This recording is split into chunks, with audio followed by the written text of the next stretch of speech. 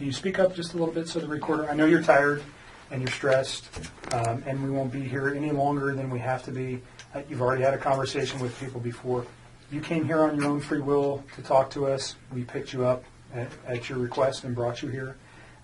You can get up and leave at any time. You don't have to talk to us. If there's a question you don't want to answer, don't answer it. If you don't want to talk anymore, just tell me I want to leave. And I'm kind of in the way of the door, but you're not being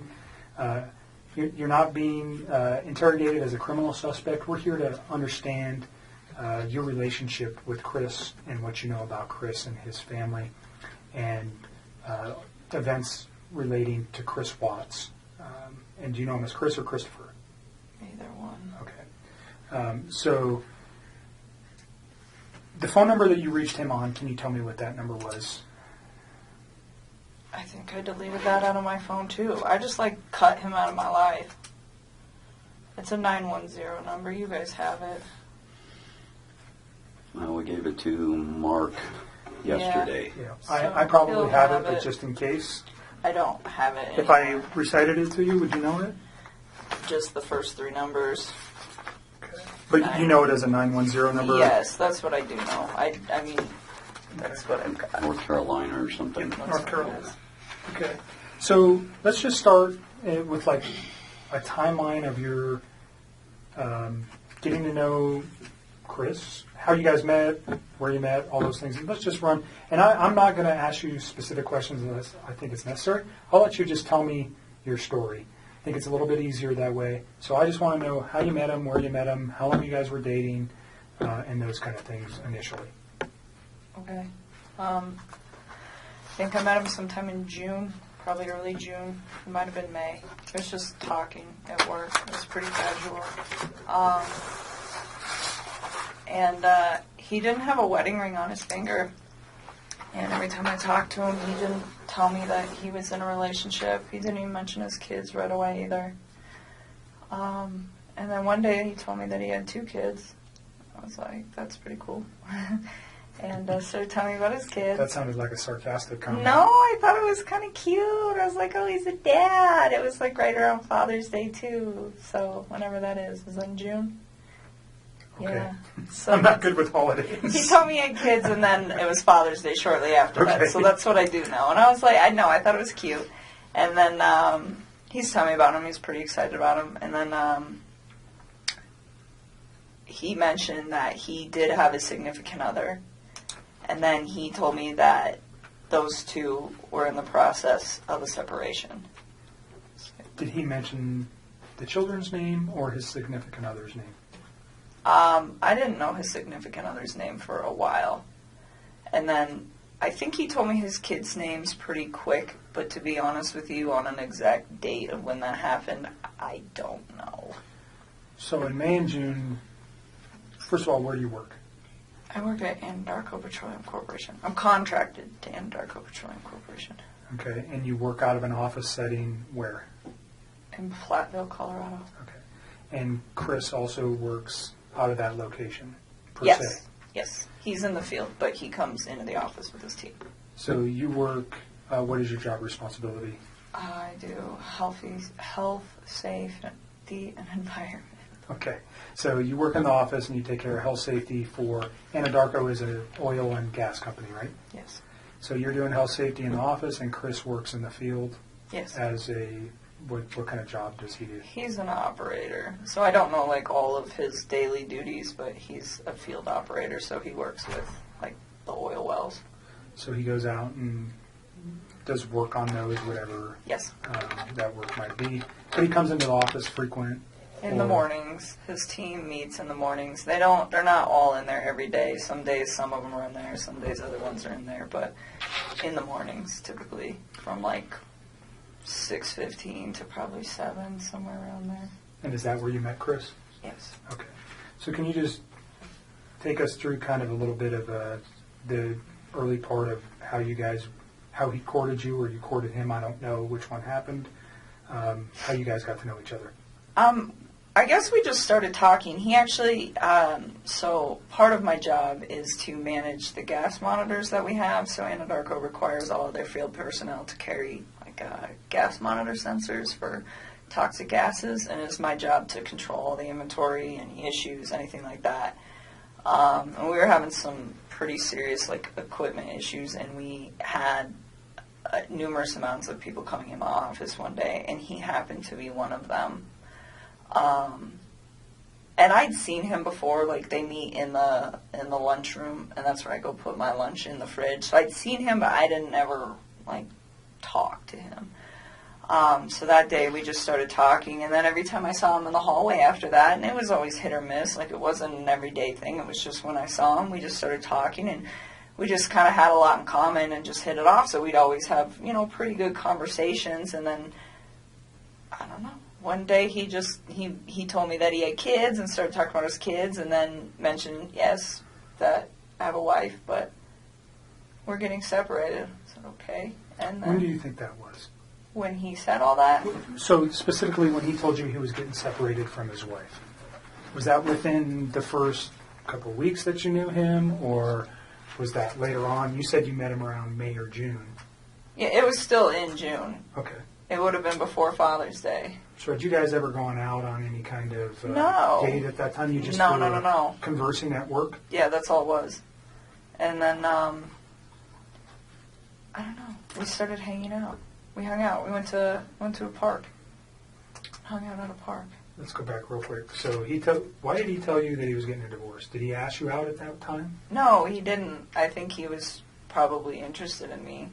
And so he talked to me a couple times via his work phone, and I was like, no. It was still very, friendly conversation. But then when I realized, this man is interested in me, I'm interested in him, this is personal, so we got away from the Anadarko thing because I really don't want those guys affiliated with any of this. And so you have a work phone that's specifically... No, I have one phone that I do both on. He has two phones. Okay, so he had your phone, the 720-656. That's the only number that I roll with all the time. Okay. So he has two phones. All right. One of those owned by Anadarko Yes, and one sir. Personal. Yes, sir. Do you know what his Anadarko phone number was? Okay. It's been so long, and I'm sure I could look it up, but I tried to look it up for those guys yesterday, and I couldn't find it. Okay. We can find it. That's okay. Just wondering if you knew it. But at that point, we just took it to his phone because I just felt it was better that way. And we just continued to talk, and then let me go back to the park. Where was the park? It's down the street from my house. It's called East Lake Number 3. Your house? Yes. In Northglenn? Yes. And that was in the June time frame? The beginning of July. It was right around my birthday. It's so sometime at the very end of June or the beginning of July.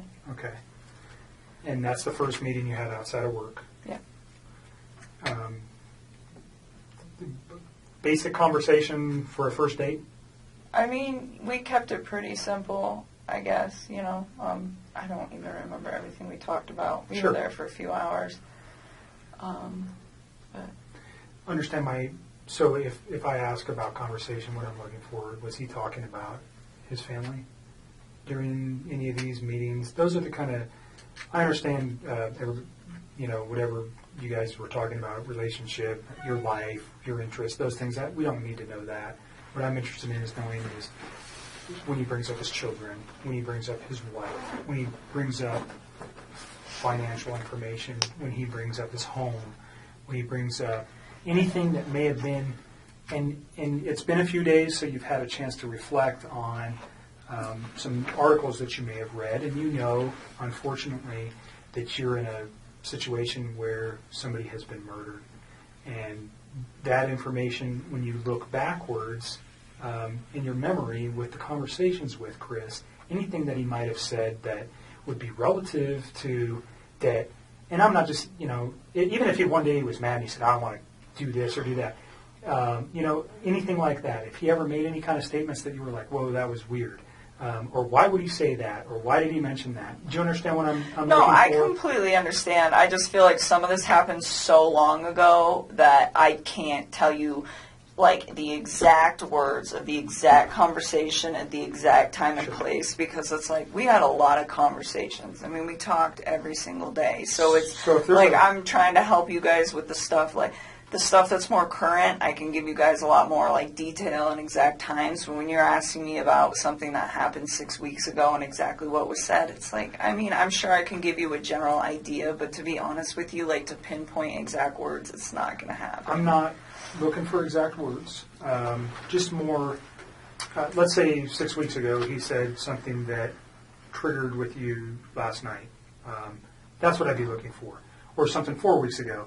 And if you don't remember where it was or the specific words, that doesn't matter. Just he said something that was off the wall, or he said this or he said that, that has caused you a moment to pause and you go, wow, I wonder why he said that. Now knowing what you know today. Do you understand where I'm going with that? I completely understand. And to be honest with you, I mean, there were several discussions that we had about his current relationship and where it had gone and what it had caused.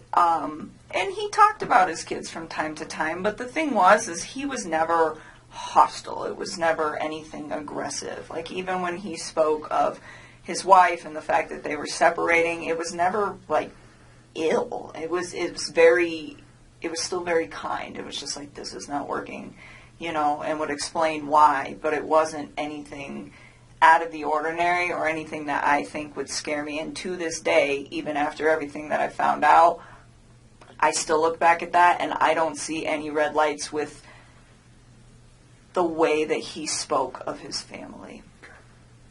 Can you just describe his overall demeanor over the 8, 10, 12 weeks that you guys knew each other? It wasn't that long. It was like 6 weeks that we were hanging out. Well, I guess we knew each other longer. Okay, but you met him in the office, and just his overall persona, was he aggressive? Was he mellow? Was he calm? Was he outspoken? Who was Chris? I think he's an introvert. I would consider him to be like a pretty, I don't want to say he's a very reserved individual. I think he's probably more reserved around other people. I think he emphasized to me that one of the reasons that he really enjoyed talking to me is because if he felt like he could get out of his shell. He said around most people he just like didn't really feel the need to like talk and converse, and it wasn't just in his home life, just in general. It wasn't something where he's an introvert. And he said with me, it made him feel like he could really just start talking about things that excited him. And I think a lot of that had to do with the fact that we had things in common. So with me, I think he was a little bit more outgoing, but even then, I would still consider him to be an introvert. I mean, not on the extreme end. If an introvert went to like 1 to 10, I'd put him at like a 4 or a 5. So on the lighter side of introvert. Pretty even-keeled. Yes, like really relaxed, like all the time. He was never really like worked up about anything. Just mellow, chill, easygoing guy. Very much. Okay. And he was that way with you. Did he ever have any kind of? Did you guys ever have arguments? I mean, No. Pretty short relationship. No arguments during that time. No. Did he ever lose his temper at any time? Never. You guys never had a yelling match? No. So you never saw him upset or mad? No. And there was a couple times that we had some disagreements on things that as we like further progress into this story, but it was never like, I am very calm when I talk to people. It's like extremely rational when I handle situations that there's a disagreement in, and he always was the exact same way. Like always. Like I never stressed anything. I think one thing that actually kind of drew me to him was the fact that he was like very open with communicating with me if there were any like differences on how we saw things or just like open-minded about things. It was actually, I personally thought it was kind of unique because usually most of the men that I've ever met are typically very closed off, and I didn't get that from him at all. But it was always like kind, very kind. So no sense that this guy had a temper or Not at all. was aggressive, or he never lost his mind and yelled and said crazy stuff or anything like that? Okay. No. So can we just kind of go back to your relationship? You say you guys had a lot in common. What was that? Oh, I mean, like, we were both really into fitness. I think that's important. It's a lifestyle. Both of us ate pretty healthy, so I think that was important as well. He's like a total gearhead. He likes cars a lot, and I don't know nearly as much about them, but it's always been something that I've been pretty interested in, so we definitely talk about stuff like that. And I guess he was always willing to, like, learn new stuff, and vice versa. Like, I like to travel a lot, and it's not something that he's done a lot, but he seemed, like, really interested in what I had to share with him, and vice versa. So even if it wasn't something that we originally had in common together, it was just like, hey, I respect what you have to say, and vice versa. So you guys, yin and yang, you got along pretty well. Very well. And no time, he never gave you any indication that None. that he was having issues. So during your guys' dating time, did you guys spend most of the time at your place? Always. Okay, always at your place. I told, or we'd go out, but I told Mark yesterday, he asked me if I went over there, and I told him about one time that I went over to that house. I've been to that house twice, but it was very, very brief, and it was not like an extended stay. I did not feel comfortable there, or like, I just didn't want to be there. It's not my life. Like, that is somebody else's life and somebody else's existence, and I respect that. That's their space. And so I used to tell him, well, come to my house because this is our space. This is my space. And so for me, out of respect just for, like, whatever situation he had going on and the fact that it's not my home, I felt that it was better to be in my place. And I live alone. I don't have any roommates or anything, so it's pretty easy to do that. So during June and July, were you aware that his family was not did you meet his children? Nope. During I didn't want June to. and July? And he didn't ask me to. Okay. I mean, not that I didn't want to ever. It was just not now. It's like you're not finalized with your separation. And not only that, we've barely been dating. Like, you can't introduce kids to somebody new in a situation like that. That's something that takes time. I mean, would I have liked to have met them? Of course. That would have been a great honor for me to have somebody introduce their children into my life, but not then. It was something that it was like, okay, well, let's see where we're at in 6 months. Let's see where we're at in a year. And if we're still doing this and you and me are still, happy with where we're at and you think that this is something that is going to be long-term and is worth bringing your children into the picture, then yes, I would love to meet them. But it's like, not right now. You are still in this situation where you're not even completely out of it, and I'm getting in it, and that's not fair for them. And that was kind of the policy that I had with him, it was just like, yes, but not yet. So did he ask to introduce you to his children? Not at that time. I think both him and I were on the same page of eventually, if things went as they should have. I understand you guys' relationship is very new and young. Yeah. So, although it was short, just laying everything out helps us understand what actually was going on with him. And I might ask you a question and you're going, why the heck would you ask me that? Probably because I have information that I'm not willing to share with you, and I'll tell you that right now. I'm not going to tell you some questions I'm going to ask you, and you go, what the heck? I want to share some information with you. Just, it protects you and it protects our investigation. So if it seems weird, there's a reason I'm asking it, and it's usually relative to what I know. So don't take offense to it. Again, it's just part of what we need to know. Understood. So you went to his house on 2 occasions. Yes. Was that recent? No, that was like pretty early into it, and I did not like it and did not want to go back. Do you recall where the house was? Yeah, it's like right off the highway in Frederick. Okay. And you know the streets? I mean, I'm sure I could figure it out again if I like really had to. Like off the top of my head, no. Do you know the street name? No. Okay. I would have to like drive around in there to get there. Okay. Did it look like anybody else lived at that house at that time? Oh, definitely. Okay. I mean, So is that what freaked you out? I mean, he told me that he was living in the basement, and he said, we're separated, but we're not divorced, and we're going to get ready to sell the house. And that was the impression that I was under. And I was under the impression that they were taking everything pretty slow with this, with like getting ready to sell the house. I mean, those are big things. So that's what I was informed. And I mean, if you think about it, this whole thing happened in a 6-week stretch. Like, that's not really that much of a time frame. So in that sense, like, it's believable to me. Yes, I went to the house, and the first time I was there, I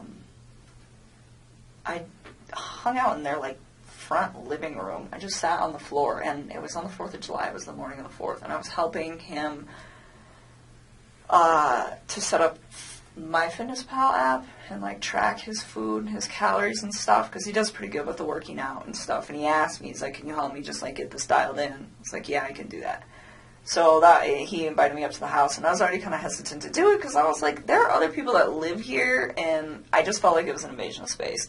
And so I went up there, and we just stayed in that front room, and I helped him out with that, and got him all set up with that. And then, he asked me if I wanted lunch, and he grilled chicken and carrots.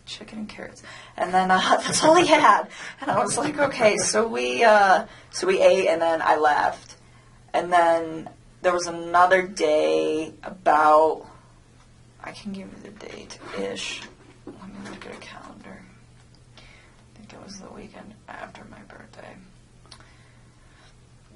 Just a thing on the courtesy for the phone for, what was that guy's name, Don?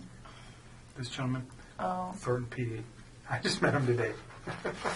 Oh, Do you want to do the phone I forgot today? about that. For TPD. It's not for them. They're doing it for us. Yes. We don't have the equipment with us to do it, and I asked them to do it for us.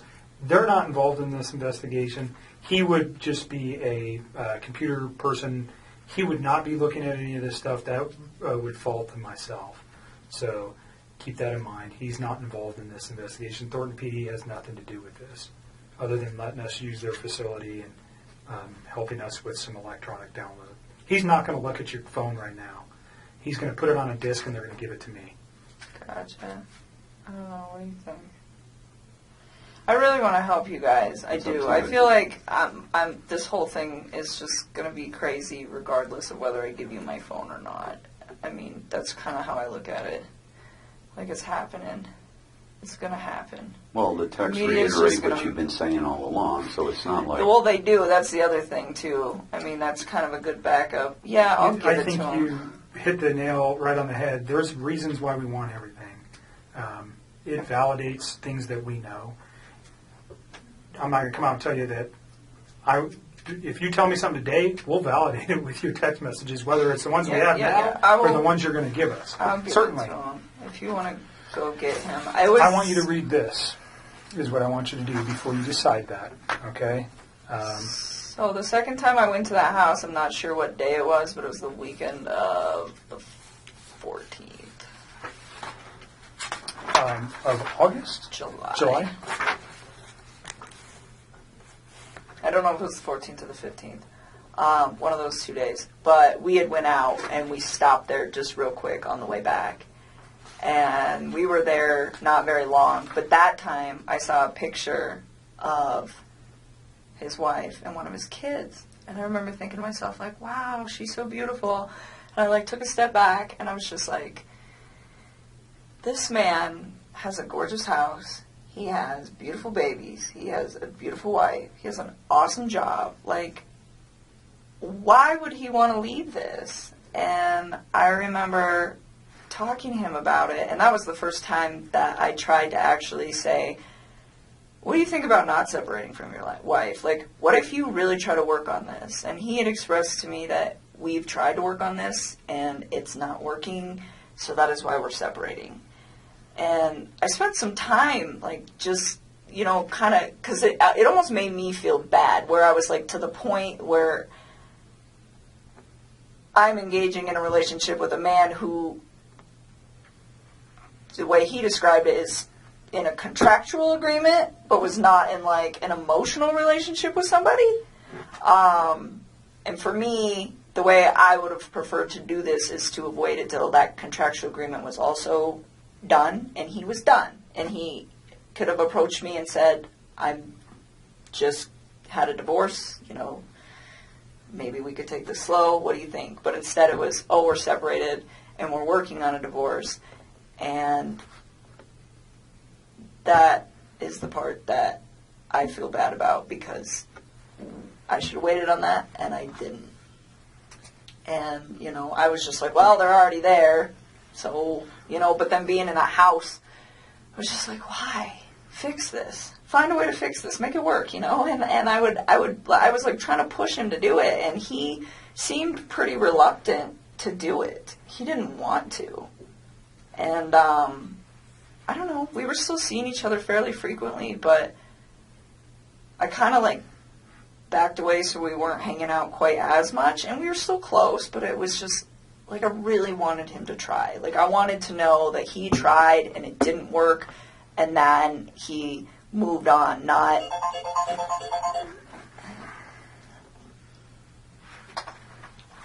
that, you know, they both kind of tried and then he got himself into a situation with somebody else. And I don't know, I just thought he had a beautiful life going on and he could have made it work. That was the way I looked at it from the outside. So is this something you reflected on since this event, or was this you? No, I was doing it then. Like you said, see this doesn't look right. He's kind of, I don't want to be responsible for breaking up a marriage, especially with 2 children. Is that kind of the gist I'm getting here?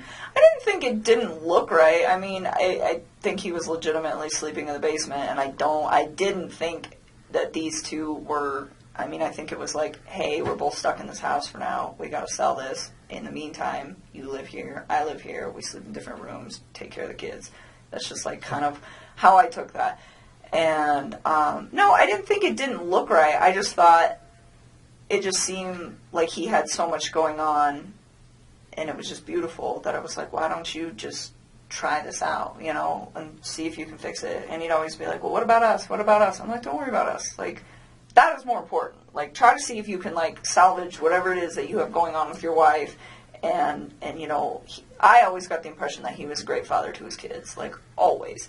And so, you know, and I was like, and be the dad that you want to be. I was like, and see if you can make it work. And he just, like, we kind of talked about it off and on for, like, a few weeks. And I was just kind of like, I don't know. Like, I think I was kind of, like, cold feeting about it when after I went over his house. And so this was, like, pretty early on.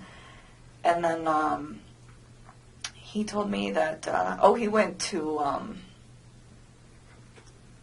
to North Carolina. And he was like, I'm going to talk to her when I'm in North Carolina and see if I can get her to do this, to, like, try to, like, rekindle the flame. Okay, so try to salvage his relationship as you've been asking him. Yes, and then if he decided... When did you go to North Carolina? I think it was, like, the last week of July, somewhere around there. Okay.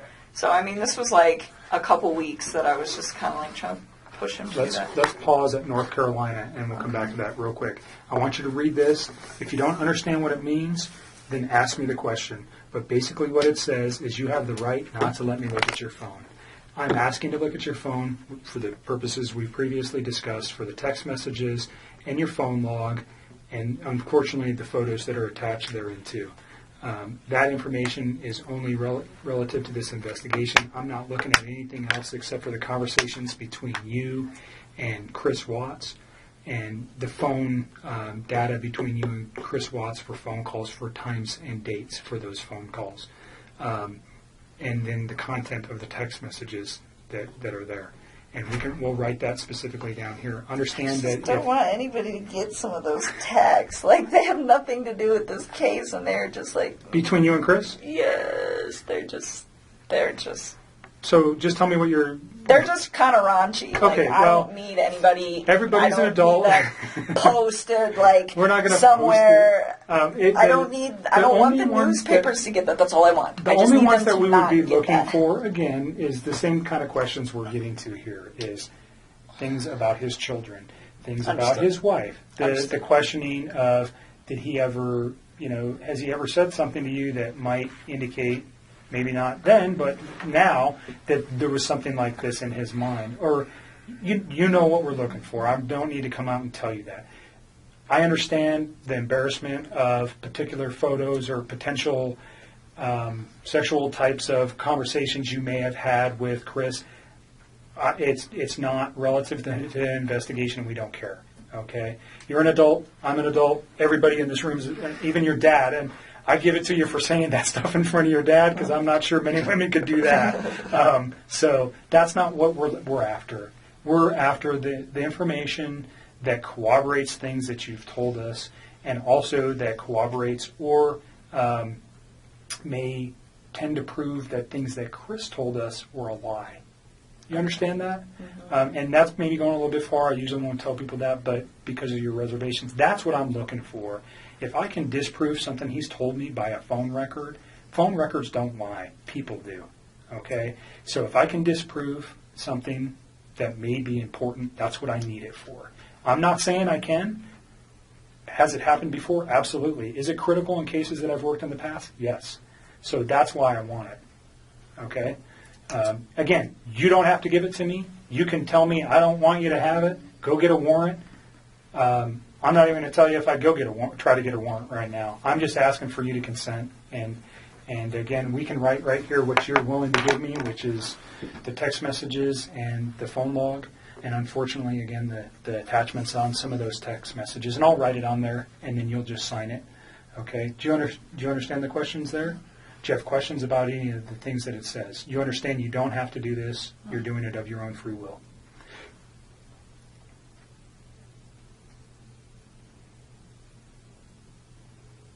And I know you're tired, so if you want to let your dad read it too.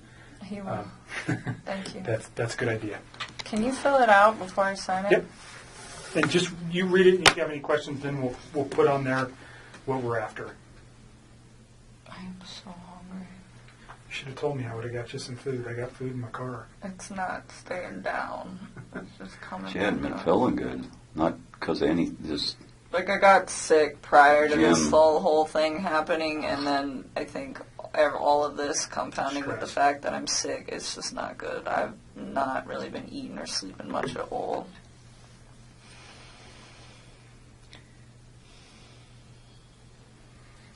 yeah. I'm with you. We definitely need to accelerate the case because the more it takes, the less sure that they are of situations. But on the other end, I think if you do just that only, You tell me what you're willing to provide to me, and we'll is that write good it in. enough? I just want, like, our text conversation, and then, I guess, our phone call records. So I'm going to put. So the time and date of the phone call records, and then our text message. Could we get photos of him? Huh? Could we get photos of him? Off of Would that? you mind if we got his photos that he sent to you? Oh, well, they'll be in that text message thing. So all his photos were sent. There was no apps or anything else you No, used that you no, guys no, were no, sending. no, It was no. all just text messages. Yeah, Okay. So it'd be an attachment to a text that he sent you. pretty much. But Everything is in the text and the phone call records. so Like, all of it. because we don't have it on tape, we discussed prior to turning the tape on Tuesday, which would have been the 14th of August. You had read some newspaper articles on the 13th and the 14th that regarded this case. You had also had a conversation with Chris at some point during the day on Monday. And on Tuesday, because of what you found, specifically what you said was, and I don't let me put words in your mouth, but you found out that his wife was pregnant. And yes. And you did not know that prior. No. And you found that out via the newspaper articles, and that caused you concern. Well, I just realized that he was lying to me, and I was like, well, if you can lie to me about this, what else are you lying to me about? And it made me realize that maybe his wife was in danger at that point, and it was day 2, too, and she still wasn't home. What did that cause you to do with your phone, though? Oh, what, when I deleted those? I was just kind of grossed out by him, to be honest with you. I was just like, I don't know what's going on right now, but you just lied to me, and I don't want to see this come over my phone anymore. So I removed it. So you already said, but you removed text messages? I deleted all of his stuff because he lied to me. I mean, that's what it was. It was the hurt that made me delete it. And then it was the lie that made me start questioning everything else he'd been telling me for the last few days. And that's when you decided to come forward? Yes. Okay. So just for context, Yes. when people delete stuff off phones, usually we go, No. It wasn't malicious at all. It wasn't malicious at all. He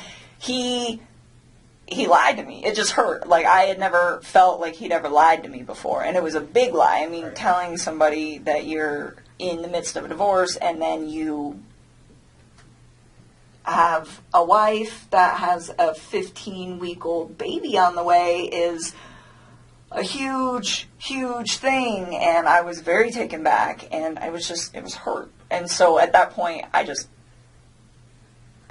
like deleted it. I had a few more quick things to say to him, and then I just got rid of him. That's literally what I did. I just cut him out of my life. It would have honestly been like a bad breakup kind of thing. Like, if none of this other stuff would have happened, that's what it would have been. That would have been the end of it. The information was not destroyed because there was anything in there that would be harmful to you or potentially to Chris at this point, but harmful to you in particular. That's not what you did.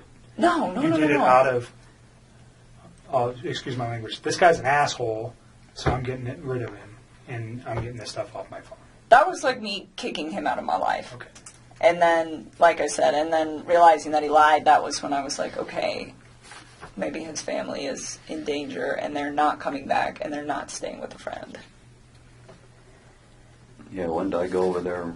Tuesday morning? Wednesday morning. Wednesday, I yeah. called you Wednesday morning. That's when we started discussing you guys need to get everything that I just...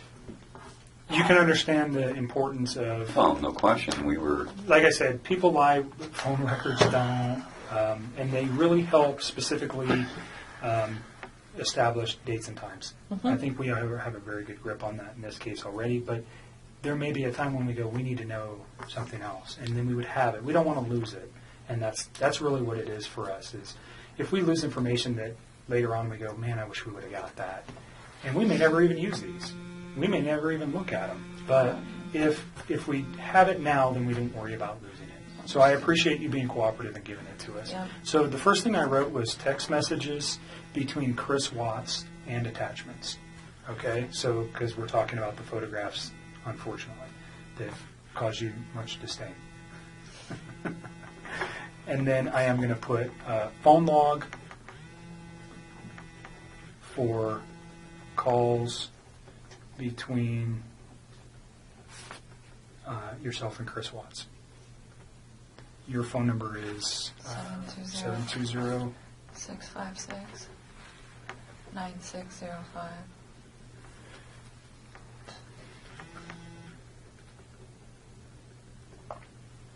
And this right now is located we're at the Thornton Police Department. It's going to be moved to so this is kind of, doesn't make sense, but we're here. It's going to be moved to the Colorado Bureau of Investigation. He's going to download it here, but I'm going to take it with me, just so you know. It's not staying here. Okay. They're not going to retain any of this. This comes with me. Okay. Okay? Is there anything else you want on there? I think that's about... That's it. I mean, I don't have social media. I don't really have anything else you guys can poll.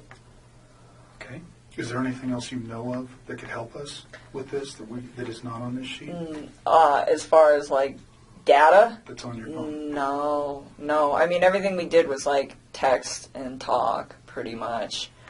I mean, and like I said, any pictures that I had, like, even if you were to restore all my regular photos, there's so many pictures in there, and you wouldn't even know which ones were for him and which ones weren't. But any picture that I wanted to send to him, I sent via text, so if you guys go through the text and the attachments, you will have everything that wasn't said verbally and was done via text. But I think that's it. Like, I don't have anything else. As far as, like, no Facebook, no Instagram, no Twitter, no LinkedIn, like, none of it. So, there was never any of that kind of correspondence. So I think that should probably cover everything you guys will need. Is there any particular messages that would help me so I don't have to look at? Because whatever's on your phone, I don't know how long we're going to get back to, but let's say is there a particular date or time or message that stands out to you that would be relative to, specifically to the investigation into this case, that might assist me in understanding why something like this could have occurred? I'm still in shock that this whole thing happened. Like, that's why I gave him the benefit of the doubt for the first day, because I was just like, no way. Like, I didn't even think about that. I mean, murder was not on the top of my mind when somebody doesn't come home for an evening, especially if they just, like, had some sort of, like, heated conversation. It's like, okay, you guys are separating, you have a heated conversation, you leave for a night. Like, I didn't even think this guy killed his wife. I mean, that like, murder is on something on the top of my mind when I call one of my friends for 3 or 4 hours and she doesn't answer the phone. Like, that doesn't even process to me as, like, a real thing that is a possibility at that point. And so that's why I gave it a day. And then the second day I was talking to him, he was just like a hot mess, I could tell. And then with like the way he was talking to me, and then that's kind of when I cut him off and I stopped talking to him. And then... So remember what you just said, and we're going to get to that because that's probably a very important Yeah, conversation. so if you want to know So, days, I would probably honestly just start at like Sunday and work your way forward. I mean, all the rest of that stuff, it's just like the small talk of like, hey, this, you know? I mean... And your relationship building through the... Yeah, I mean, like, and if you go like maybe like a week further back, like there's times like I was trying to help him find an apartment, like just for him, not for me, but for him and his kids.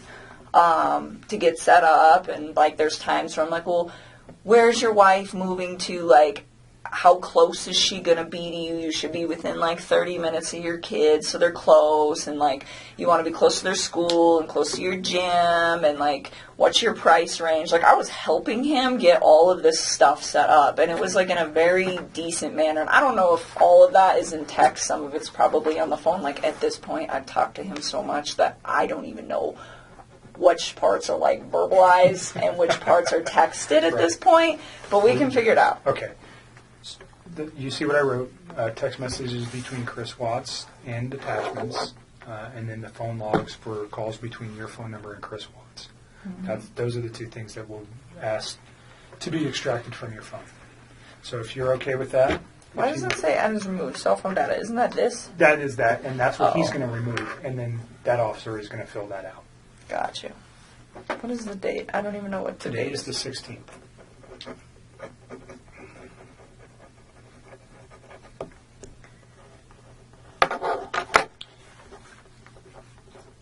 want to add anything to this? If you give us your phone, we'll get him started. We want to give you everything, but we also want to be protected in doing so. It's more of the... Sure.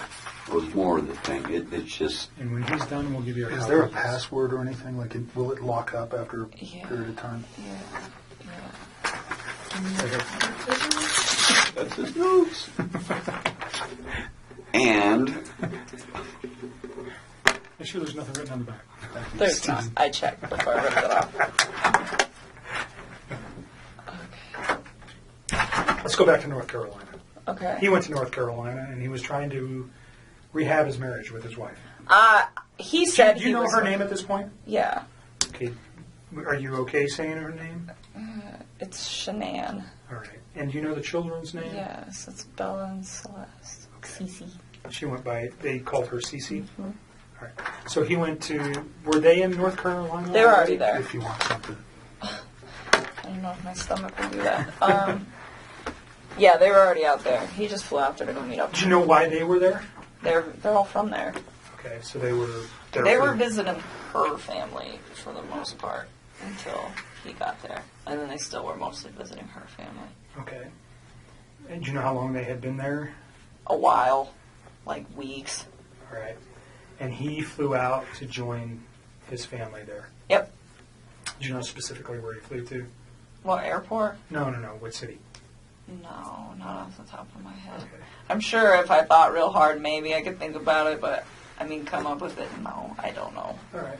So he goes there. You said it was like the last week of July? I think so. I think it was like one of the last days of July. I'm almost positive. I think it was a weekday. Okay. Yeah, I flew out there, and I thought I had, like, convinced him to, like, try to make peace with her. And I was like, if you guys work on this, like, I'm out. Because what's the point? Like, I'm not trying to be with somebody that's in another relationship, which I know that sounds silly given the whole relationship that we had in the first place, but I really was under the impression that they were separating. I mean, it was, like, reiterated to me so many times that that's what I thought it was. And it made sense to me, too, because, like, he could pretty much call me whenever he wanted. Like, I was the one that would tell him, like, hey, when your kids are awake, you need to spend time with your kids. Like, do that. And then after they go to bed, like, if you want to talk to me, you can talk to me. But it was never, like, this super, super restricted thing. Like, sometimes, like, right after work, if I was, like, still talking to him, I'd get kind of bummed out. And I tell him, just like, oh, it's frustrating sometimes, like, having to, like, wait. But at the same time, I was never like, this is horrible, or, it was always like, I understood why. But then once his kids were asleep, he never, like, had any... It was like he could do what he wanted. Do you know what I'm saying? Like, Sure. he was in his basement, and she's upstairs, and they're not speaking. So it kind of made sense. It wasn't, like, And you guys are sneaky just at night. texting and... Or talking or whatever, you Right. know. I mean, and it was like I said, it was at certain times, but that time, and originally it wasn't, but it was me that put that time frame on there because I thought he should hang out with his kids. Those 2 times you were at his house, did you see any evidence of that? Him living in the basement? Did he ever show you that area? Or anything? I've seen, yeah, I went down there and saw his little workout equipment, and there's a bed down there all set up in the basement. It was all clean and organized and stuff, so, like a decent bed set up, so it made sense to me, like, hey, this is what's happening down here. So I saw it. Even though his family was in North Carolina for multiple weeks, it appeared that he was still living in the basement. Well, and he told me sometimes he would, like, go upstairs and sleep if like, he was home alone, because I know she'd, like, go on business trips and stuff, but he's like, I don't like that bed anyway, so he didn't really, like, sleep up there. I was like, okay. Even when it was just him. So that was the impression that I got. I don't know what we were talking about. North Carolina. Go back to North So, North Carolina.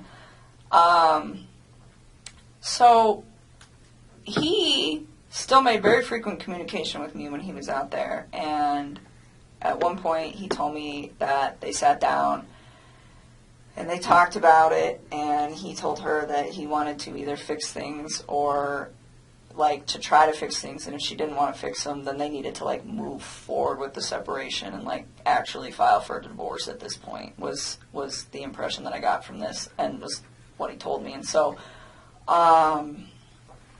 he said that she was, like, pretty receptive to just not trying.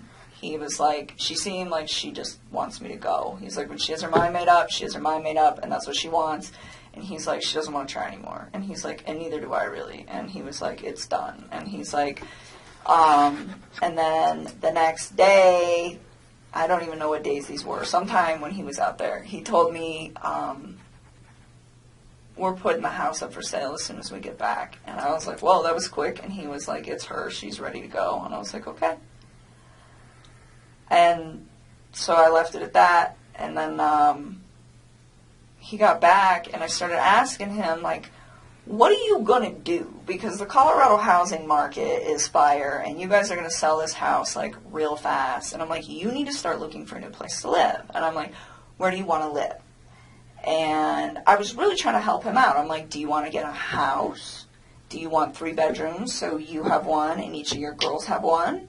I'm like, do you want to, you know, like, do an apartment? Like, what do you want? You know, where do you want to live? Because he's in Frederick, but that whole area over there is just like a bunch of small towns, and you can kind of just pick and choose. Everything's kind of, you know, and so he told me, well, I like Brighton, and I was like, okay. And then he told me he wanted a 2-bedroom apartment, and he said he wanted 1 room for him and the other room for his 2 girls. And I thought it was kind of cute. Like, I remember telling him, I was like, yeah, me and my sister had bunk beds, like, at my dad's house. And I was like, when we were little girls, and me and my sister were the same age apart as him and as his 2 daughters, you know. So I told him, I was like, they're going to love it. I was like, they might be, like, stuck in one room together. I was like, but they'll become, like, best buddies. And it was really exciting. Like, I liked helping him, and I just wanted him to, like, I don't know. This is what he told me he wanted. So I was like, well, I will help you do the research. But another thing that I really took care of was to be like, where is she moving to? I was never like, you know what, screw your wife, try to get full custody. None of that bullshit. It was always just like, you know, I'd ask him, I'm like, well, what kind of custody are you guys going to have? Because he at work, they're about to switch his schedule. So right now he's like on Monday through Friday, and they're about to switch these guys to 8 days on, 6 days off. That's tough. That's awesome. And I was asking him, I was like, are you going to have your kids, like, on that set of days off? I was like, because that would work perfect. Like, 1 week on, 1 week off. And I was just like, you know, we just talked about it. And I'm like, what is your plan? And he's like, we haven't figured out exactly what we're going to do about the kids yet. But he told me, he's like, Colorado's a 50-50 state, and she's okay with everything 50-50. Like, he said that she was, like, on board with this because she wanted it too. Like, she was checked out of this relationship. So that was like how he made this sound. That it was like a very like kosher, we're done kind of thing. Did you ever give him like books or articles or anything to read about saving your marriage? Did you ever provide anything to him like that? About saving his marriage? Yeah, like how to recover a marriage or how to save your marriage. Or, there's all sorts of publications and books out there. No, but I did tell him, and I don't know if I did this through text or phone. That will be something you guys will, I'm sure, figure out. But I told him a few times, like, I think that you should take the time to read some articles about what separation does to kids. And I told him, I said, when my parents separated, we were literally like 3 and 5. We were almost the exact same age as these little girls. And I told him, I said, I was so young when it happened that it didn't really have like a big negative effect on me because I was so small that I didn't really process it too well. I was like, but I do have cousins that their parents got divorced when they were like 10, 11, and I think that it hit them a little harder, and he's like, oh, they'll be fine, and I told him, I was like, even though they're small, and you think that they'll be fine, I was like, I think you guys should just read about it just so that you guys are prepared in case, one of these two starts having a hard time with the fact that you guys aren't in the same house anymore. And I would tell him, I was like, there's pros and cons to it, like, because he was like getting ready to do it, and it would be like, it's kind of cool having 2 Christmases, and, like, your parents get to go, be happy doing whatever it is they want to do with their lives, and they don't have to be in a situation that's probably not good for the kids because it's not good for those two. But at the same time, it was like, just read. Like, that's what I always used to tell him. I'd always tell him to, like, I tell people to read about everything. Reading is so good for you. So he, at this time, is telling you that, yeah, I am the guy trying to save the marriage and she doesn't want it. That's what he told me. So, and and then he was like, she doesn't want it, so I'm not going to do it. And then it was like, we're filing for divorce, we're selling the house, and this was like all as soon as they were coming back from North Carolina, like boom, boom, boom, boom, boom. Did you recall when he gets back from North Carolina? No, I don't even know how long he was out there. I know it was like less than 2 weeks and more than 1. Okay. I don't remember. So he comes back early August, would that be fair? Oh yeah, it was definitely like in the first 2 weeks somewhere. All right. Probably the second week of August at some point in that. I don't remember when. Does his wife come back with him at that time? Or Yeah, they all came back. They all come back at the same time? They all came back. And then, so he continues to just, tell me that this is like what he wants. And so I took the time, and you will see that in the text too, where I I found this apartment. It was perfect. It was so cute. I was like, it's in your price range. It's like 6 miles from the gym. It's 23 miles from work. I'm like, it's super close to Frederick. It's going to be by your kid's school. Like, this is the spot, and I told him, I was like, I'll keep looking for more places. And he's like, well, there's some that I want to go see too. And he actually had me thinking that he was going to go look at these places this week. Before all this. So this is fairly recent then. Ooh, this just happened, like in the last. He's going to go look at apartments. He wanted me to go with him. When you say this week, are you saying like this? Monday this was the 13th. Like this week. Okay. Yeah. So I told him, I was like, well, pick out a few spots, and if you want me to come with you, I'll go look at them. But you know. You said earlier that he had never, or that the apartment wasn't for you and him. It was just for him and his children. Oh yes. It was. You had no intentions of moving in with him. No, I have my own spot. I still have a lease there till July, and even then, like, he never asked me to move in with him, Okay. and I never tried to move in with him. I mean, I told him. I mean, I really try to take everything with this whole situation very slow. The only part that I screwed up on was the fact that he wasn't completely separated from her when him and I decided to spend time with each other. That is where I screwed up. But other than that, everything else, it was always like, you build your life, I'm going to build my life, we will intertwine them, but I am not ready to, like, do this. And he respected that. And I even said that, and I don't know, that might be in the text, but said that too, where it's like, Chris, like, you need space. Like, you're just getting out of a divorce. Like, personally, I think jumping into a new relationship is a little quick. It's like, I was in a relationship earlier this year, and I think this is also a little quick. And I'm like, so why don't we take our time? And I'm like, if you guys end up doing a week on, a week off with your kids, I'm like, the week you have your kids, be with your children.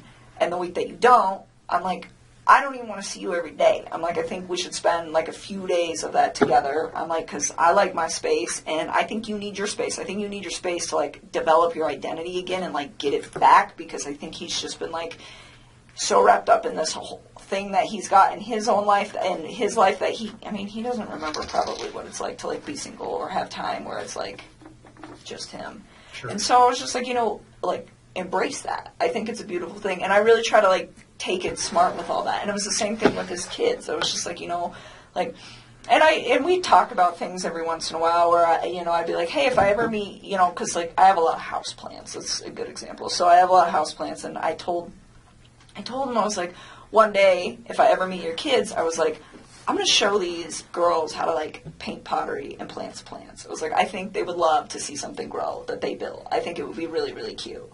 And like little stuff like that, but it wasn't very frequent. It wasn't, hey, we should get married, and hey, we should have babies, and hey, I want to live with you, and hey, I need to meet your children now, and let's cut the mom out. It was never like that. And there was never any conversation about, we can't do this with her around, we can't do this with the kids around. No. He never said that, you never said that. No. So the way you guys were trying to make this work was just, slowly trying to come together because of his current situation, and by your own account, Mine. I mean, you're just a independent person. It sounds like pretty much, yeah. And but through text message or through conversation, he never said, hey, this isn't going to be financially able, I'm not going to be financially able to do this, or this isn't a good thing, I got these kids. None of those conversations ever came up. No. I mean, he told me, like, he had a budget restriction. So for his apartment, and I'm pretty sure this is in the text, and this will probably be in the last couple weeks, he told me $1,100 to $1,400 when I was asking him. Like, because I told him I'd help him do homework. I was like, you do some homework, I'll do some homework, we'll knock this out, because if you guys are for real putting the house up, you got to figure it out. And so that was his budget. And I remember asking him, I was like, you sure you don't want to just get like a house? And he's like, I never thought about a house. I'm like, yeah, you can rent houses, man. Like, it's a thing. And he's just like, I don't know if I can afford that. I was like, okay. And I knew that those two had been through some financial trouble. I definitely found out a lot more about that situation in the newspaper recently. Okay, so prior to the newspaper, how did you know he was in financial difficulty? Because when I went to that house, everything in there is very, very, very, very nice. It looks like it all comes with a very expensive price tag. And I didn't say anything to him about it, but I could kind of tell then where I was like just looking at everything like, how do you guys afford this? And then he has that car. I don't even know how much that car costs, but I bet it's what car is that it? Lexus. I'm sure that thing costs like $80,000, but just like money. Like everything just looked like it costs a lot of money in that house. You probably have a decent idea of how much money he makes. Yeah, and it's not enough money to pay for all that. Not even close. Did you have any idea of what Shanann did for a living or how much money she might have made? I mean, I had an idea. I would consider her like a sales rep. I don't know how else to describe that. For the company that she worked for. And I don't know exactly how much she made. He said that she was really competitive and she liked to try to keep up with him. He's like, she gets close sometimes. So I don't know how much those two brought in. I mean, off the top of my head, if I could guess, probably somewhere around like $140K a year. I mean, I don't know. Because I don't know exactly how much he makes. And I don't know exactly how much she makes. But based just off of like what I know about the oil field, like, yeah, I would say that's probably an accurate estimate. So even if they're making, let's just use the figure $100,000, they're living above their means or below their means? Oh my God, like, way too much. Way Did he ever too. discuss with you any of those issues? I mean, a little. I mean, I didn't know about the bankruptcy or any of that until I read on the newspaper about that. But I think he was really frustrated with the situation. He told me, he's like, I feel like my paycheck goes in my bank account and I just watch it go like this. He's like, but it doesn't have to. He's like, she makes it like that. And I was just so was like, he resentful for that? I don't know if he was resentful. I just think he was frustrated by the fact that they could be doing a lot better financially. And she, from the vibe that I got, had really bad spending habits. So she was a spender. the car hers or his? I think it's hers. Okay. I'm pretty sure that that's hers. Do you know what other car they might have? Well, I mean, his APC pickup truck. And that's it, and I think. That's owned by Anadarko, though, right? Yeah. But so I don't think they own any other vehicles, as far as I know. I think it's just that thing. And Anadarko doesn't allow him to drive that on his own personal time, No, right? no. So he's just got one vehicle. Yep. And it's a very expensive Lexus. And then they live in a pretty expensive house. It's a huge house. Yeah. I was very taken back when I saw it. I was just like, whoa. How And do then you the guys... fixtures inside caused you to pause. Everything was just like... And then you mentioned today you read something about bankruptcy. Yep. What did you read? That those guys filed bankruptcy for a lot of money in... Who are those guys? To that couple. Okay. In 2015. Oh, Shanann and Chris Thanks. filed bankruptcy in 2015. Okay. And you said for a lot of money. Do you recall the amount? No, because it was different in each of the newspapers, and I don't know which one to believe. So, hundreds of thousands of dollars. So, yeah, I didn't know that. Let's go just back to him and the financial. He tells you, he has a concern enough to at least express something to you that he's frustrated with the way she spends, or he's upset with working so hard and never having any money, and she's kind of the responsibility. She's the responsible party for spending most of the money. I pretty much got that vibe. I mean, he just told me, he's like, we're house broke all the time. I was just like, that's unfortunate. And I asked him, I was like, do you have 401k? And he was like, yeah. And I mean, the reason I ask him this is because if I get into a relationship with somebody, I want to know, like, what kind of baggage that they have. I think that's important if I walk into a situation where I'm like, hey, I have good credit and I have all these things that I've been building, and you don't have your stuff together, like, what are we going to do with this? And it's important for your long-term You're smart. thing. So I'm preparing. And so I just asked him, I was like, well, do you have 401k? And he was like, yeah, I do have that. And then I asked him, I was like, I didn't ask him, like, how much debt they had or anything, but I just said, is your lifestyle sustainable? And he was like, no. And I was like, how long do you think that's going to take? He's like, I don't know, but it's not sustainable. Where did his girls go to school? I don't know. He never actually told me. Like, when I asked him once, it was like when I was trying to find him an apartment, I was like, are you comfortable telling me where your girls go to school? That's in the text, too. I was like, so I can figure out what distance from the apartment it is. I was trying to just make his life convenient with, like, him, his ex, his kids, and all the stuff that he needs to do and work. And he was like, don't worry about it. Their school's pretty centrally located, so anywhere in the area that we were discussing will be fine. And he just left it at that. So he didn't even tell me, which was fine. I respect that. Daycare is obviously very expensive for a 3 and 5 year old. Oh, yeah. Right? So I understand. Did he ever bring did he ever discuss that? Never. Okay. Never. Like I said, the only financial thing he ever said is just like, she just likes to spend money, like a lot of it. So that was just kind of the vibe that I got from that, and that it was a lifestyle that she liked to live, like very,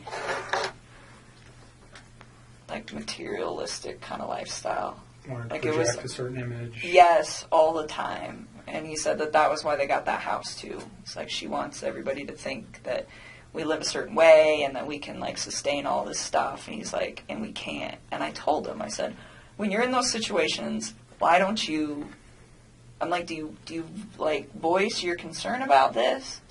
And he told me, he's like, when I try to talk to her, he's like, she's really bossy and she usually shuts me out. And he's like, when she does that, he's like, I just let it go. And I was just like, all right. I mean, I don't try to like interfere with how those two interact.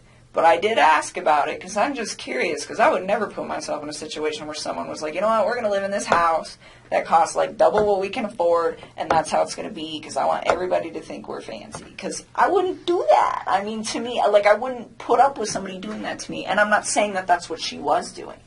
I mean, for all I know, he could have been completely lying about this. He could be the one spending all the money. Sure. You know? This is just what he told you. Exactly. So, I mean, that's as far as I can interpret it. So I can't be like, well, oh, she needs to do this and she needs to do that. But he voiced his concern where it's just like financially, I'm in a very bad spot that I don't need to be in but I'm stuck in. And that was kind of where he was at. So, but I mean, he was never like mean when he talked about her. He was never hostile, like nothing like that. He just, I mean, very calmly, like, this is the situation. And I think the only reason that he even provided me with that information is because I asked. Okay. You said something about her being controlling or Bossy. bossy. That's what he said. Bossy. In like all aspects of their life, or what? Do you know exactly what he meant by that? How that affected him? I think he was just saying when he voices his opinion, it's not heard. Is the gist of that, which I thought, from what it sounded like from their separation, from them trying to separate, that was a big deal for him, where he was saying that the reason that they don't really get along anymore is because he feels like he's not heard. He says that he comes home from work and he tries to talk to her and she'll just be like, 1 minute, I'm on the phone. Or she'll like scroll through social media and she like doesn't acknowledge him. And he said that he'd addressed it with her a few times and they're calm. He said they don't really like fight. Like they don't scream and yell. And he said he'd addressed it with her a few times and he said it just fell on deaf ears. He's like, she just seems like she's not interested anymore. And I think it made him sad because, I mean, he was like all about his kids and he seemed like he was trying to be all about her, but it just wasn't reciprocated. And I think at that point he was just like, they just kind of like fell apart. Okay. Just kind of drifted apart. Was that your words or his? What, that they fell apart. Those are mine. Okay. Those are mine. He just said that they didn't communicate very well, and it wasn't in a aggressive way. Communicate. It was just the fact that they didn't communicate at all. They didn't talk. They had children, and was there ever mention that he was trying to resolve or save his marriage for the children's sake? A lot of people talk about that. Did he talk about that? I mean, he told me that he believed that the only reason that those two had still been doing it as long as they've been doing it, he told me that her and him have had communication issues for about 6 years, where she just seems really detached and uninterested in trying to build something with him.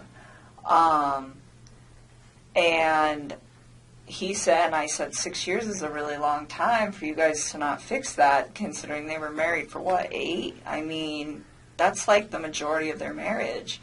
And he said, sometimes I think we just do it for the kids, or something like that. I mean, it's been a long time since I had some of these conversations, so I don't know verbatim, but it was pretty much just get you to remember something. Yeah, but he said it wasn't just him, though. He was I think she does that, too.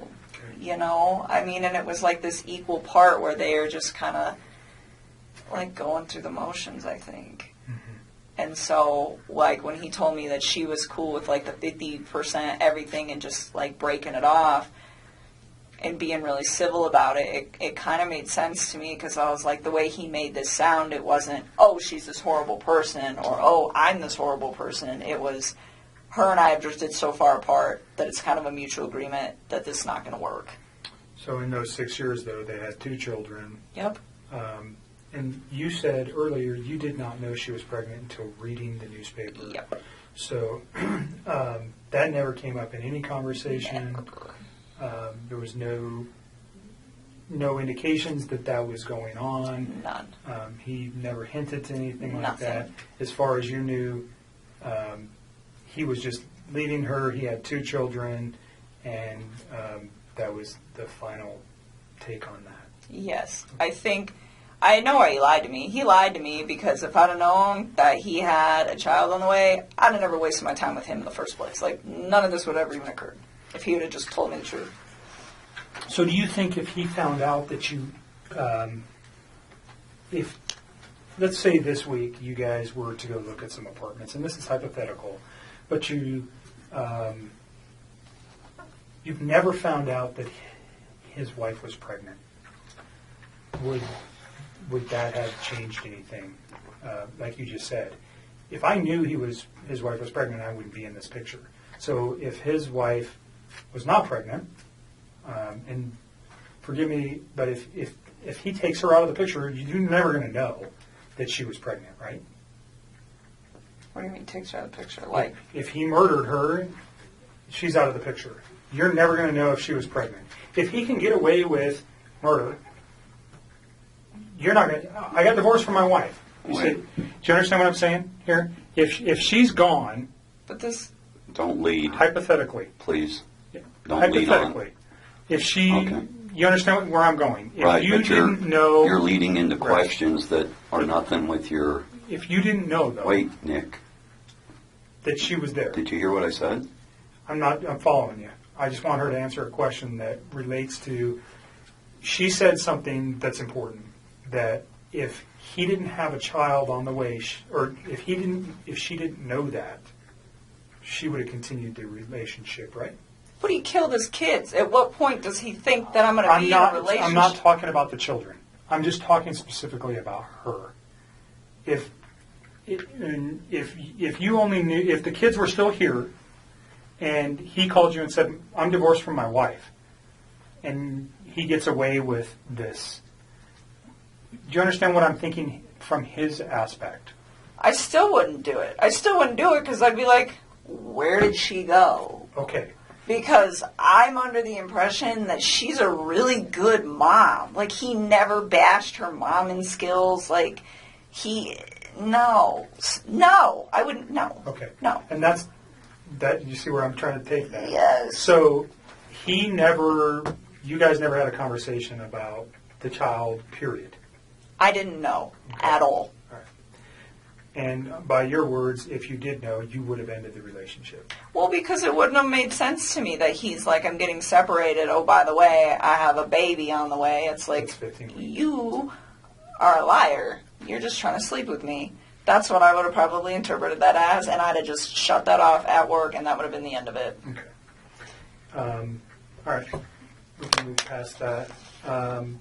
The week that he comes back from North Carolina, you don't remember, somewhere in the first couple of weeks of August. Yeah, I think it was the second week, but I don't remember off the top of my head. So we'll just use August as a time frame. Is that fair? Because you know he left in July and he comes back in August. How many times do you think you see him? I saw him a few times. I saw him this past Saturday. I saw him the Wednesday before that. And he wanted to see me more. I was the one who wanted my space. I was like, nope, your kids are home. Go hang out with your kids. And even on Wednesday, I cut it short. Like, he came and hang out with me for a few hours, and then I was like, go chill with your kids. I was always, like, really respectful. Do you know of their space. specifically where you guys went? Did you meet at your house? Did you guys go to any restaurants? Did you go to establishments? Last Wednesday, he came to my house.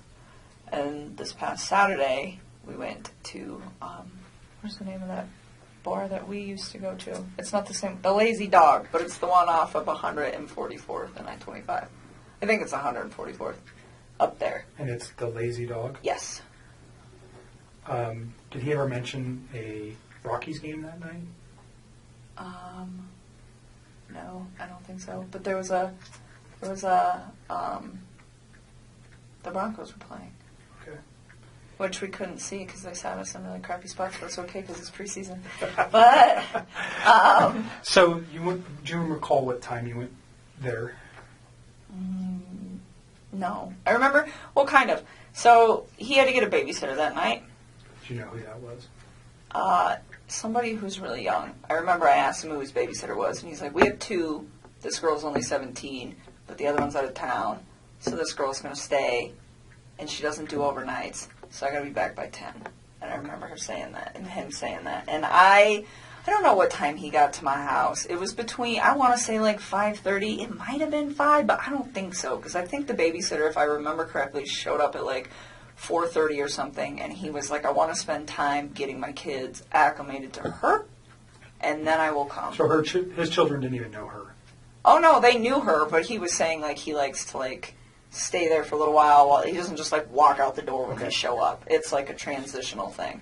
And so that's why I'm saying I don't know how long it was. I want to say, like, 5:30, and then he had to be back by 10, so he left at, like, 9-something to be back by 10. So he picked you up? What was he driving? No, he didn't pick me up. He came to my house. We drove my truck. Okay. So he gets to your house, you know what he was driving to get to your house? Off the top of my head, I don't remember. I'm pretty sure he usually drives that Lexus. But he doesn't always park it in my complex because the parking, there's not good spaces. So where you guys pick me up at, a lot of times he'll just park out there because there's room. Okay. So that kind of works so that because there's just not a lot of room in my apartment complex. But off the top of my head, I don't know what he was driving. What kind of truck do you drive? I drive a Toyota 4Runner. Okay. So you guys take your 4Runner to the Lazy Dog. Yep. And you said they sat you in crappy locations. It's just Where were you inside the bar? When you walk in, you just hang a right, and we were like one of the first 2 booths on the right when you walk in the door. It's just not it's a good spot, but just not for the TVs. And we actually went to the other Lazy Dog. We went to the one that you and me go to. Where's that at? Federal and 100 and 20th. It's 120th and Federal, and we went there, and they have a different menu, and I was like, I don't want to eat this food. So we should go to the other one. So initially you go to the 120th Yes. location. Did you actually get seated? Kind of, sort of. They were like cleaning off a table, and we were standing there, just kind of looking at the beer menu and the food menu, and I was like, I don't want this. And so we left. 6 o'clock? Probably somewhere around there, 6:30, and then we left and went to the other one, and we ate dinner. And you're in like first or second booth, right to the right of the door. Uh-huh. I'm just asking because if they have video, we want to be able to verify that. So that's why it's important. And you're there for how long?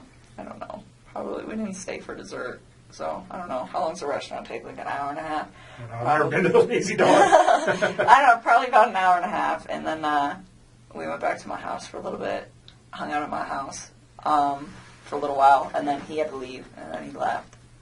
Do you recall what time you left? Off the top of my head, no.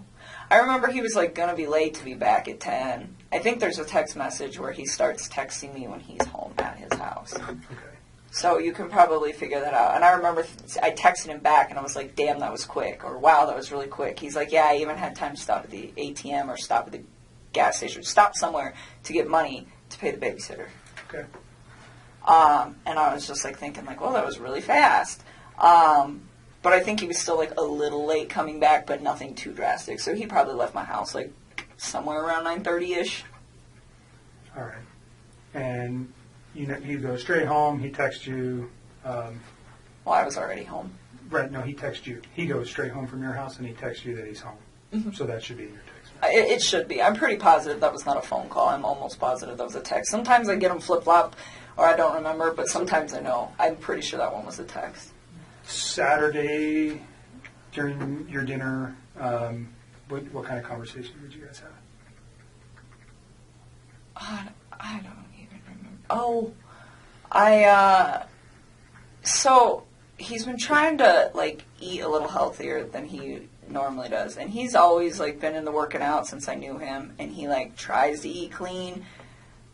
But he was trying to, like, step it up a little bit. And nothing like the people who do, like, the competitions and the shows that are all super restrictive. I mean, it was nothing like that. It's just, like, day-to-day general maintenance. But it's how I eat. And it's pretty healthy. And he's been losing a lot of weight. He lost, I want to say, like 13 pounds in the time that we were hanging out. And honestly, when you start eating a little bit cleaner and you start working out a little bit harder, the first couple months, especially for a man, because they lose weight faster, it's not something that's like that drastic to me, but it did stand out that it was like a little much. And so I was like, whoa, like maybe you're not eating enough macronutrients. So let me look at them. So he had been working on his MyFitnessPal app and like programming like all the stuff he eats.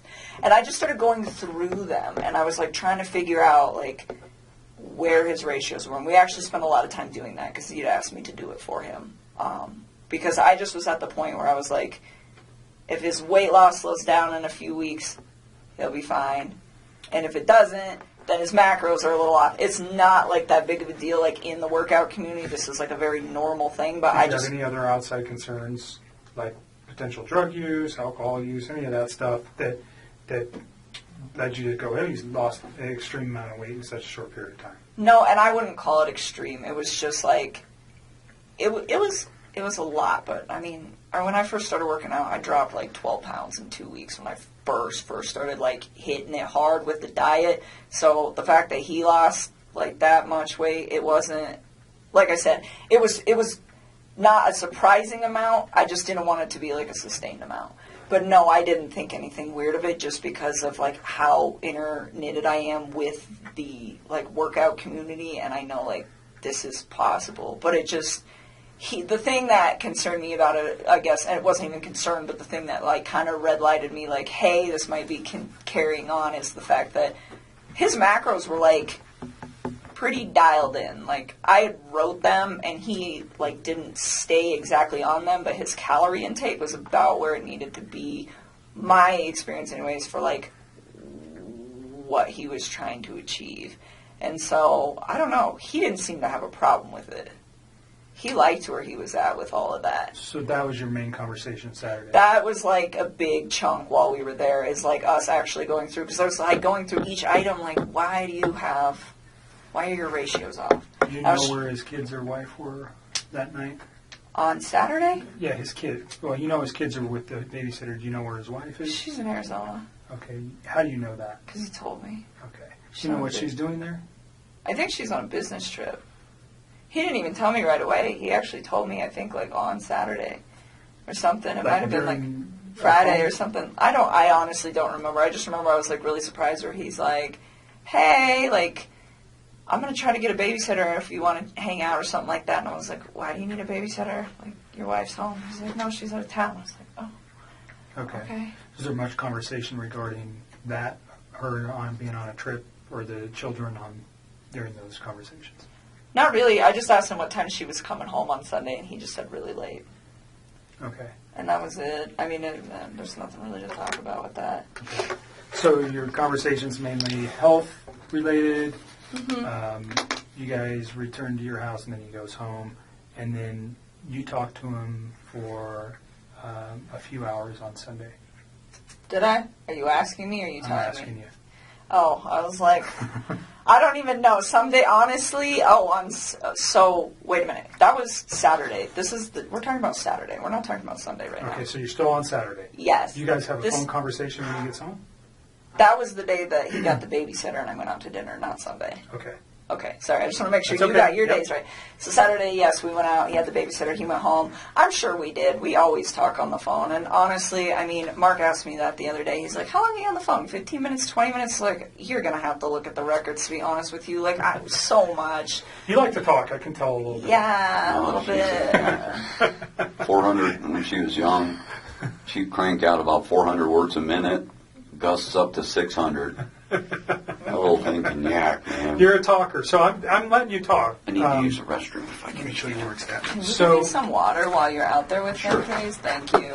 Another bottle. Let's At least one. move to Sunday. Sunday. Well, let me reverse something. Your conversation with the children, or about the children, was there ever talk about medical concerns with either of the children? Well, I know Cece is allergic to not peanuts, like pine nuts. Pine nuts. So she has a nut allergy. Yes. Did they take meds? Yeah, I know that she had like an EpiPen, but as far as I know, she didn't have any meds, but I never asked. Like, I was just told, like, she has a pretty severe allergy. And Enough to carry an EpiPen, that's pretty severe. yeah, while we're on this, so when he was in North Carolina, this is all like hearsay now because it's like, this is not a conversation. Like, he's telling me this stuff, but who knows exactly what happened. But he went out there to go see his family and her family. And while he was in town, before he went out to North Carolina, I guess his mother had accidentally, like, not exposed her to something with nuts, but had, like, given a product, I think it was like ice cream, to a different kid that could have traces of nuts or something. I don't know. But it was like, his daughter was fine, but she was like in the range of contamination. And I think his wife was very upset about that. And when he got to North Carolina, he told me that he was supposed to spend like half time with them, half the time with her family, and that was supposed to be what it was. I don't know. But he said that he went to go see his family, and they weren't answering the phone for like a day or two before he went out there. And then when he got there, there was a note on the door that said, son, if you step by, we're at the beach. And they ignored him for like most of the time that he was out there.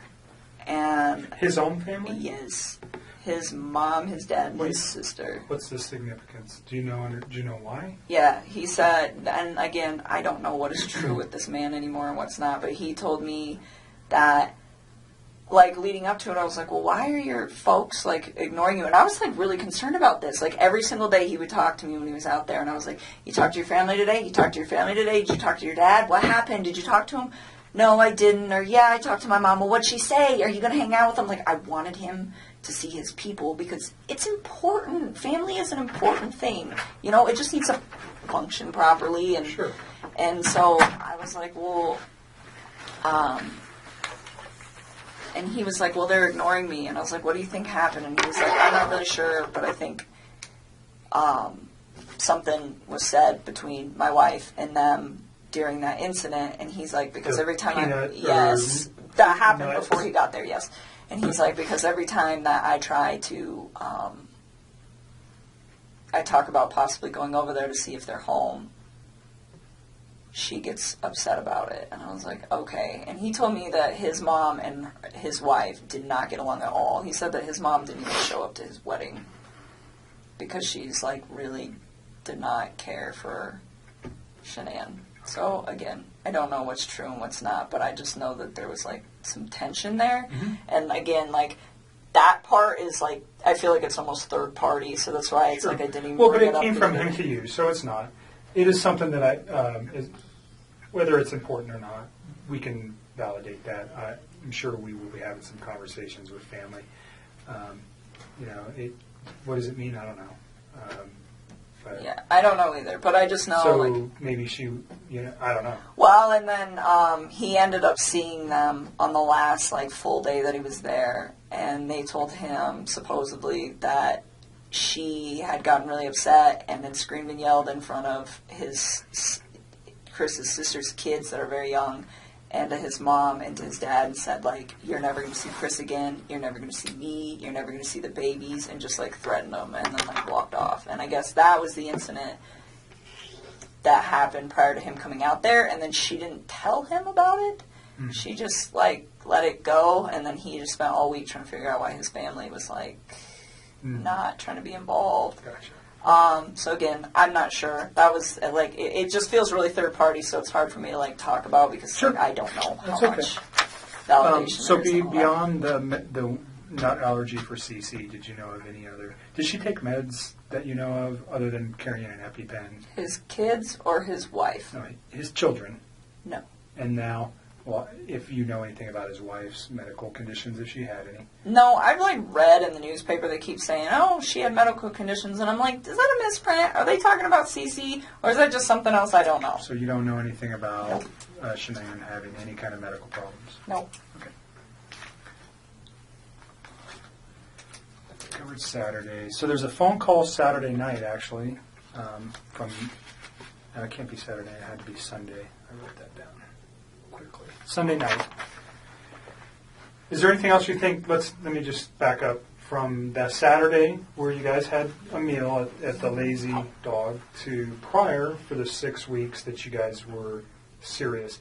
And although your dad's here and I think you're probably pretty comfortable, your relationship with Chris was, can you describe your relationship? I mean, when he was with me, I considered it to be fairly healthy. It was open communication, and it was what I thought was honest, and it was very calm. It was respectful. We got along really well. He gave me my space when I needed it. I gave him his, and anytime like he wanted to take care of it, like anytime that his kids could be in like his life for hours or days or whatever, whenever they were home, I made sure that I wasn't a presence in his life so that he could be the best dad that he needed to be. And I mean, I thought what we had, it was very comfortable for me. I enjoyed it. I think he did very much as well. You guys, 6, 8 weeks, 2 months, whatever it was, you guys had an intimate relationship during that time? Yes. Okay. So you're pretty serious. Did he ever tell you that he loves you? Yes, he did. Did you ever tell him the same? A couple times. Notwithstanding that today, because those thoughts may have changed for you, but on, let's go Sunday into Monday or Monday, did you still love him on those days? I think it was something where it was like I said it a few times and I meant it, but he definitely felt the urge to say it to me a lot more than I did to him because it was just all very new to me, and it was like, take your time with this. Like, you don't need to like rush that, you know? Like, I remember when he was in North Carolina and he was like trying to patch things up with his wife, and he told me he loved me, and I was like, don't say that to me. Like, please go try to fit. And I mean, and that might even be in the text too, where it's like, don't say those words to me and then go try to make peace with your wife and lay in bed with another woman. Like, just don't do that. And I was like, it's not that I don't appreciate what you're saying to me. It's like, it just didn't sit right for me, you know? So I just feel like... Almost like an insecurity where you had to say that to you? Or? I don't know. I think he like... looking back at all this now, I don't think he was trying to fix things with her. So saying, I love you, to me, seemed like probably something that he genuinely meant. Like, I love this woman. And regardless of where he was going to end up that night. But to me...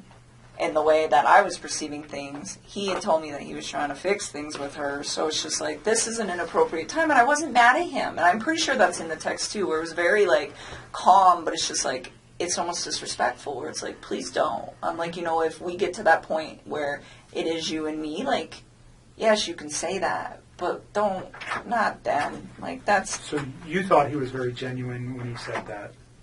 I did. I mean, and he wrote it, it's in all those cards I gave you. Not in all of them, but like the later ones. And thank you.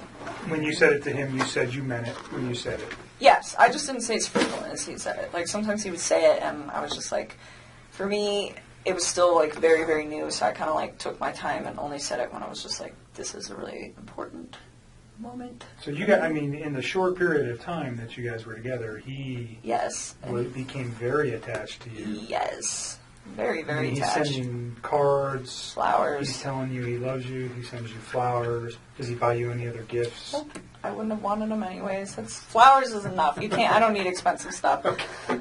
But he becomes very attached. Yes.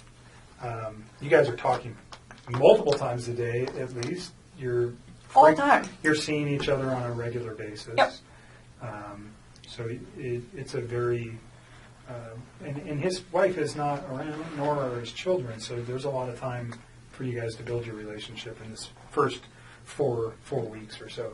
Is that fair? Yeah, and even when she was back, I mean, it was still like we were still spending time together. He was still spending time with his children, and I had my own life. Like, I mean, there was 1 week where I just like went out of town with my friends for my birthday. I wasn't even around the whole like last few days of June up until the 3rd of July. I was like gone, you know. And then there was another like last weekend. I had a friend impromptu come in town from out of state, and I hosted her for a few days. And it's like I still did my own thing all the time. Like, whether he was there or not, like, if my friends were like, hey, we want to make plans, I would tell him, like, we're not hanging out today because I want to go see my mom or my dad. Did your friends know about him? Nope. Why? Because it's like he's with 2 women right now. They don't need to know about So that. if you had a boyfriend of 4 to 8 weeks on a regular... I don't know if you were married prior or if you had a boyfriend before, but if you had a steady boyfriend, you would have let people know. I think you told me before we got started that you just told your dad about Chris.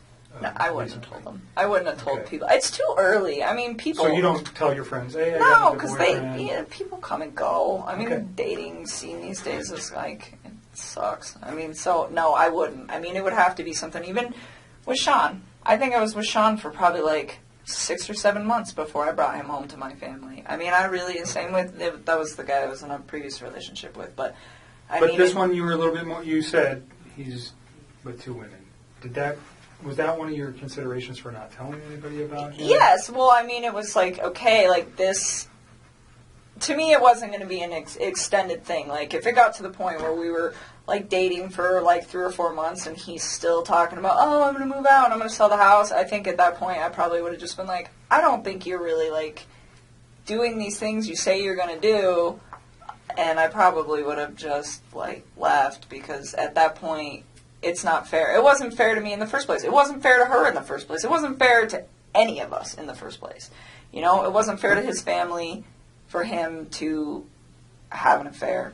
It wasn't fair to me to have him lie to me and make me think that everything is going to plan. And still to this day, I don't even know what's a lie and what's not. I don't even know if they were, like, filing for divorce. I don't know if they were putting the house up. I don't even know anymore what is real and what is not. But what I do know is it's just like, you know, that wasn't fair to me either, because if I'd have known not even all the truth, but, like, obviously some of it, I wouldn't have even engaged in any of this in the first place. And it just, I mean, and that's the part for me, just like on my personal level, outside of everything that is happening, that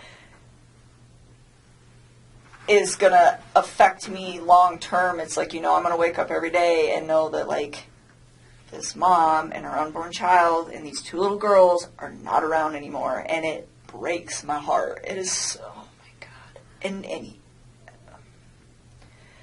And then I have to think about, like, the consequences of his actions and how they affect everybody else. Like, all of these, her family's impacted. My name is about to be, like, slandered for probably a while. I don't know how long it's going to take to heal, but I would not be surprised if it's going to be hard to go out in public sometimes for a couple of years. And that really hurts me. I'm just like, this is a horrible, horrible thing. Like, how dare you, you know? And people aren't going to understand that.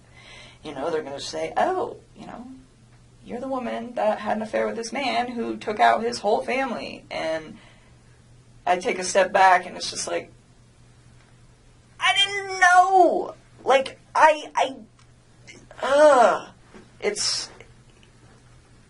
he's so disgusting. I'm so ashamed of him and everything. And I just, oh, those little girls. They're so little. They're so little. We talked a little bit earlier about getting some help for these things, and we can provide that Okay. at really no cost. Through the Well, state. one more we just want to make sure there's resolution. Absolutely. That's why we come to you guys to Yeah. pound it down Yeah, until there's I'm nothing left. sorry that you're talking again today. I really am. I don't want to put you through any more trauma than you've already been through. There is reasons for everything that we're doing today and what occurred. And I'm sorry. I genuinely am sorry. These are not things that we like to do twice. It's the same thing with other types of victims from other crimes. We want to do it once and we want to be done. Unfortunately, we didn't know yesterday what we know today. And that's why we're here, because we need this video. And I am sorry, because I know it's hard to talk about it. God, it's so sad, and she's pregnant. And, you know, on our end, we God, didn't. and they're so cute. They're so little. Like, wow. Why? How? I don't even understand how you could, like, bring yourself to do that to somebody who's, like, that big.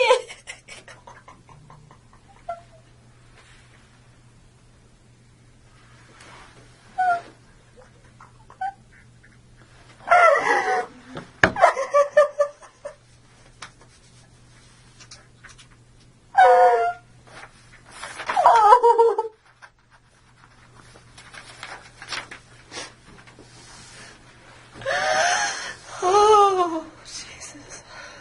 Take a minute. Do you want to step out for a minute? No, I just need to chill with my eyes closed for a sec.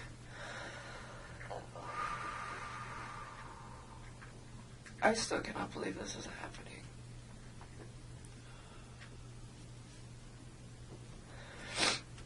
Alright, let's keep going, because we're just getting to, like, the meat of this whole Let's situation. get to the phone call on Saturday from 9 to 11.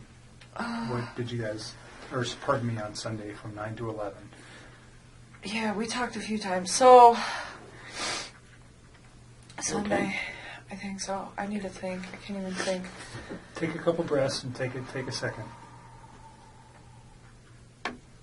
Sunday night. I don't even know. I don't think I was, like, concerned about anything at that point. You guys had had a meal, the night before. You knew his wife was probably coming home late that evening. Oh, you know what? I still don't remember what we talked about. I, like, honestly, like, we talk about so much random stuff. Like, it's so hard to pinpoint some of these things. I don't remember what we talked about. I do remember that was a long phone conversation, though. We probably talked about all sorts of stuff.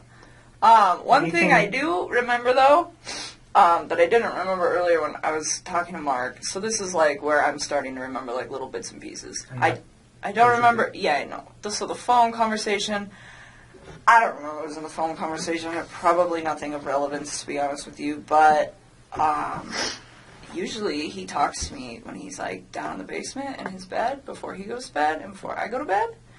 And I could hear the TV on, which I thought was kind of weird. I didn't ask him. I just heard it in the background. And I remember thinking, and it was like right before we got off the phone, I was like, why the hell is he up? And there's like no TV downstairs. So I was like, well, maybe, I don't know. No TV in the basement where he usually calls you from. Yeah, and I don't know how many TVs they have. Like, I've never been in their bedroom. Like, I went upstairs once, and it was like to their little playroom, and I just like looked at it, and I was like, that's super cute that your girls have books. And that was like it. And other than that, I have never been in any of those rooms in that upstairs. Like, to me, it was just like, you don't know, like, ever. I had no, so I don't know if he has any other TVs. I'm assuming by, like, how much other nice stuff they have in their house, it wouldn't surprise me. So I'm not quite sure what room he was in at that point. But I just remember hearing the TV, and I was like, it was just weird to me. Because I was like, why are you watching TV right now? It is, like, super late. And that was the only thing. And he had phoned you? Or were you guys already talking when the TV was going? Or I just remember, like, I, like, picked up on it, like, later, but I don't think it was, like, throughout the whole conversation. Okay. Like, I just remember it being towards the end, because I remember thinking, like, wow, it's really late. Something I didn't ask you about the house, because you've been there twice, and it just made me remember. Do you remember how you guys accessed the house? That's a good question. So, once through the garage, and I think once through the front door. I think the first time was through the front door, I think. And I think the second time was through the garage. Was there anything unique about either of the doors when you went into the house that might not be typical of another house? Like a unique door. Not the they door have a itself. camera on their door. Okay, I mean, I know there's a that. camera on the which door? It's on the front door, isn't it? I don't know. I'm asking. I think so. Okay. I don't know. Did he use a key to access the house? No. He did not. The first time I went over there, he just let me in. And then the second time, did we go through the garage? I don't remember. I've been through his garage before. I went through his front door once, though, because I remember he had just cleaned, it was the first time I went through his front door, because he had just cleaned his carpets, and he had moved all the furniture out of the way, and the furniture was kind of in the way of the door. And he's like, the door doesn't open all the way right now. I'll move all the furniture back when the carpet dries. So I do remember that, just kind of offhandedly. And the second time, I want to say we went through his garage, because I remember his garage. I remember, yeah. So he was at the house when you went there. You were never there by yourself. He was at, or he took you there. The first time he was already there, okay. And I met up with him. And the second time we went there together. So the front door, I asked if he had used a key. He let me in. Okay. So there's a, those keypads where you can enter an access code. Do you remember seeing that on his door? I want to say vaguely, but to be honest with you, I don't remember. Like, he let me in that day. That was he so never long ago. He never gave you the code to access his home? No. Okay. Not at all. You talked about a security system. There was a camera on the front door. Was that just like what a Ring doorbell is that goes to your phone? I don't even know what it looked like. I only know that it existed either because, A, I wasn't paying attention the first time I was over there, but B, because of all the stuff that's going on right now. That's the only reason I know Okay. it's in Did you remember existence. seeing any cameras anywhere in the house? No. Okay. Did he ever tell you about the alarm system or give you an access code to No. the alarm system? No. I wouldn't have asked for that. I wouldn't have wanted that anyways. Sorry to regress to that. No, you're Go back okay. to the phone call, or where you noticed the television in the background of the Yeah. phone call. Yep. So I didn't know what room he was in, but I was just like, I just thought it was weird. Because he's always like, before I go to bed and I lay down, he's always like kind of trying to do the same thing. We just talk. It's like a really chill thing till one of us was about to pass out, and then that's like the end of it. But it was strange because I was like, the TV's on. I remember I was thinking, I was like, maybe he's waiting up for her. And then I was like, maybe not. I didn't know. It wasn't something that like alerted me. It was just different from his Okay. standard operating procedure. Because whether his wife is home or she's gone, he's always got kind of like the standard op when he calls me. So that's why it was kind of like unique. Okay. Because it doesn't really fluctuate when she's there and when she's not there. He's pretty like free reign with what he does. So anything important that you recall during that conversation about the children, about his wife, about what he was doing the next day, what he had planned, anything like that? Did he tell you any of that information? I remember he told me he had to go to the field and not to the office on Monday morning. Okay. Did he specifically say where he needed to go on Monday morning? No, I don't ask him for those sites. There's like, Anadarko's got like thousands of sites. If he were to tell me, I wouldn't even They're know. just like random numbers and stuff, right? Well, he told me, he said, I got to go to a site. I got to go check out like a valve or something where they think that they had a release. Something like that. Did he mention the town or anywhere? No. He just told me that that's what he had to go do. He's like, he was like, I won't see you in the office in the morning. Because I see him, but I don't actually like talk to him. Like I will go in the cafeteria, I will put my lunch in the fridge, and him and his whole team are sitting in there, and I don't talk to any of them. I just walk out. But anyways, yeah, he's like, so I won't see you, I'm going to the field, which is not an uncommon thing for the ops guys to like just go straight to the field. Like it happens. Like typically they go to the office, I would say like 3 or 4 days a week, but there are days where him and his other team members are not there. Or like I'll get in there and some days the cafeteria's packed and they're all there. And other days I get in there and there's only like 3 or 4 of them. So it didn't cause you any concern that he said, No. I'm going to the field on Monday, I won't see you. That wasn't, No, that's it happened didn't. before. Yeah, I mean, it wasn't something, and it's not just him, it's like that whole team. Like, you can just tell when they've got, like, a lot going on, because I'll walk in and there'll be, like, 2 of them, as opposed to, like, 6 or 7. Do you know what he did Sunday during the day? I don't even know what I did on Sunday during the day.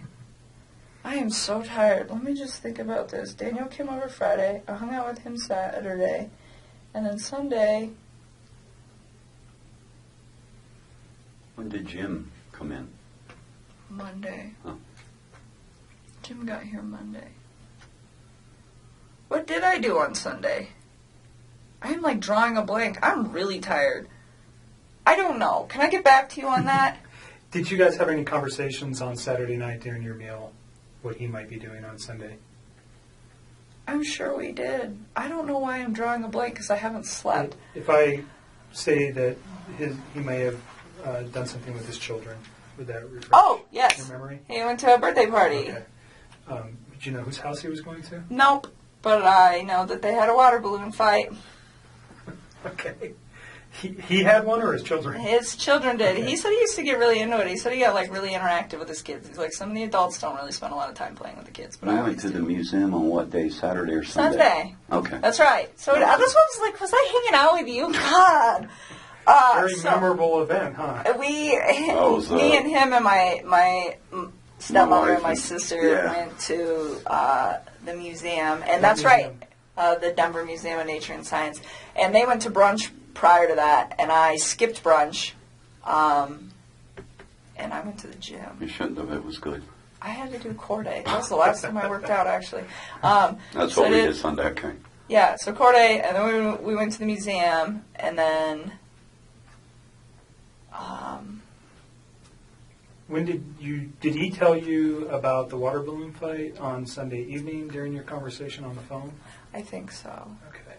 So I think you don't know whose house he went to on Sunday, No. but you knew it was for a child's birthday? Yeah, and he had told me about that in advance early, so I don't know if it was Saturday that he had told me that he was going to go that birthday or like Friday.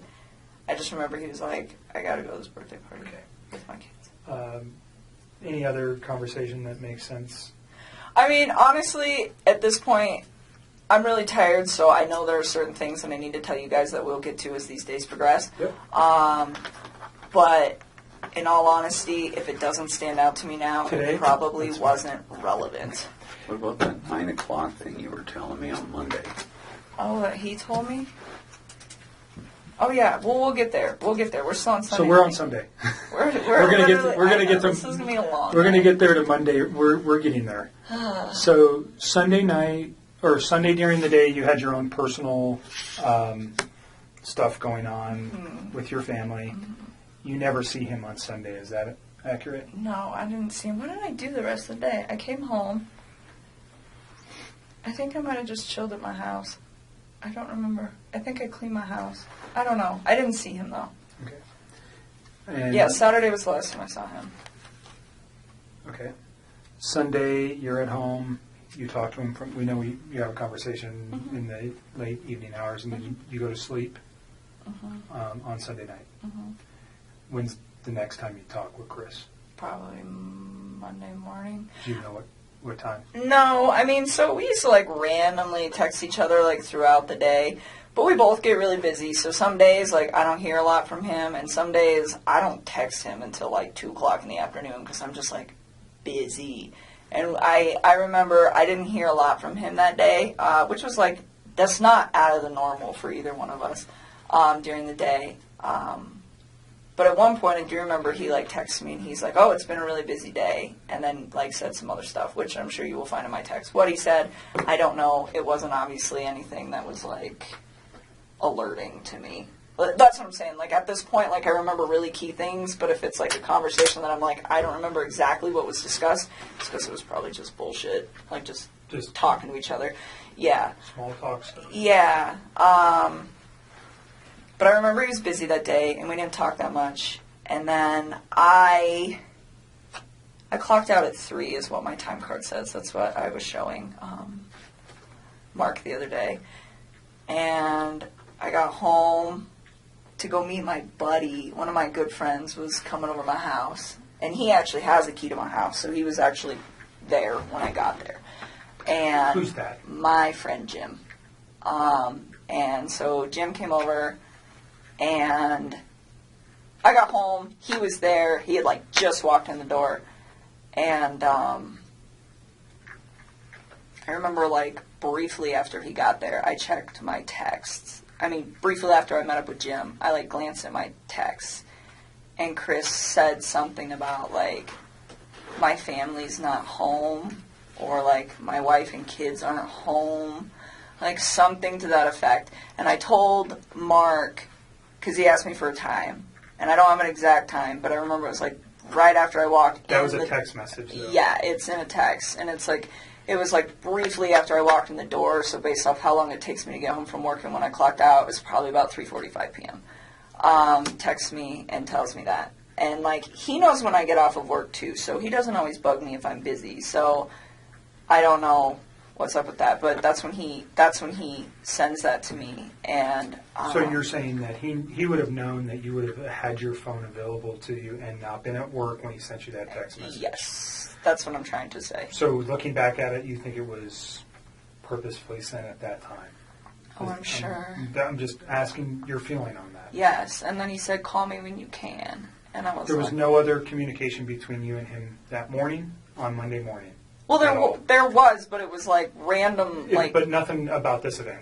No. About, like, my wife's missing, or... No. Anything? Nothing. Okay. Nothing.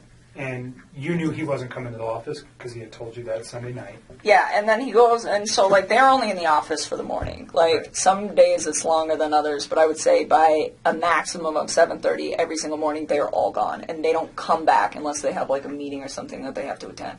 So, like, not seeing him for the rest of the day is not, like, an unnormal thing. Right. Like, but like I'm saying, like, we don't really, the only reason we interact was kind of, like, by an off-chance thing. Like, I don't work with him. So he, yeah, we talked like randomly throughout the day, but it was really sporadic, and he seemed pretty busy, so we didn't talk too much. Like I said, didn't put too much thought into it. It happens all the time. Waited till about 3:45, then sent that text to me, and yes, he does know that I will be home at that point. Or getting home. Did you give Mark Jim's information? No, I would really not like to involve him in this. He does not know about this. He doesn't know any of this is occurring. Okay. Like, I was literally So trying to... he knows, certainly through the media, that something's occurred. Yeah, he's, with like, out of Chris. town. He's probably has no Okay. idea. He doesn't know Okay. who Chris is. Like, he's not... I do not know. So he's just a friend of yours. Yes. Um, He does that not need was to be coming dragged to into your this. apartment and doesn't know anything about Chris. Does he know anything about No, Chris? Okay. nothing. Absolutely And not. we've known Jim for Yeah. years and years. You're not dating him or anything like that? No, It's just- he's like one of my very good friends. Like, my dad knows him. He's a great guy. He works out of state a lot, so when he's in town, we hang out. But when he's in town and he's off of work, to save time, so I give him a key to my house, one, because I trust him and he's one of my best friends, and two, because sometimes he will just meet me there, because I'll be like, hey, I'm getting off of work, and then if I get stuck in traffic or something, he ends up, like, sitting outside of my apartment waiting for me to get off of work, so I'm like, here's a key, and, like, my dog loves him and stuff, so no, he's not So he's just involved with family it. friend. Yes, I don't even The only want reason him I asked, dragged into this. and I'm not really concerned about your location. I think we already have your cell phone records. At some point, did Mark ask you to supply? Did they ask for consent to get cell phone records? That'll probably be done by warrant. If we Isn't that wanted, what you just did? nope. What I'm talking about is your movement Oh. by GPS or by cell phone tower to show where you were. Obviously, and I don't want to cause you concern, we want to know where you were that day too. You're dating a man who did some egregious stuff, and we want to show that you were never near him that day. Period. Oh, I mean, you guys So- can track my No, stuff. yeah, I mean that was something we will have to get a warrant for, anyways. I'm just saying, if we asked for it, would you have any objections to that? No, you can have Right. it. So, If I'm a pretty boring person, well, I don't it sounds go like too you many just went places. to work that day, and then you came home, and you were there at 3:45. Yeah, like give or take like 5 Yeah, minutes. right. But yeah, so 3:45, I meet Jim there. Yeah, I would And totally. so rather- Jim is understand from an investigative point, he could be a person who could say, yeah, I was there at 3:45. He doesn't know Chris. He doesn't know anything. He could say with one phone call, yeah, she came in at 3:45. Done. Totally. Do you know what I'm saying? Yeah. And I don't have to ask anything more than, hi, Chris, my name's Kevin. Or Jim. And I'm not just saying leave you have to Jim give it alone. to you. Just leave Jim But alone. if Jim does at not need to some be wrapped point- up in this. If at some point I needed Jim's info to, let's say we couldn't find your phone records, would you You tell can me have who Jim them. was? I will give them to you. Would you tell me who Jim was if I If couldn't you get had it? to. I don't really want to Correct. involve him in this. That is not Perfect. fair to him. That's not, no, if I do not have to do that. That's fine. Yeah, so anyways, Chris was like, call me.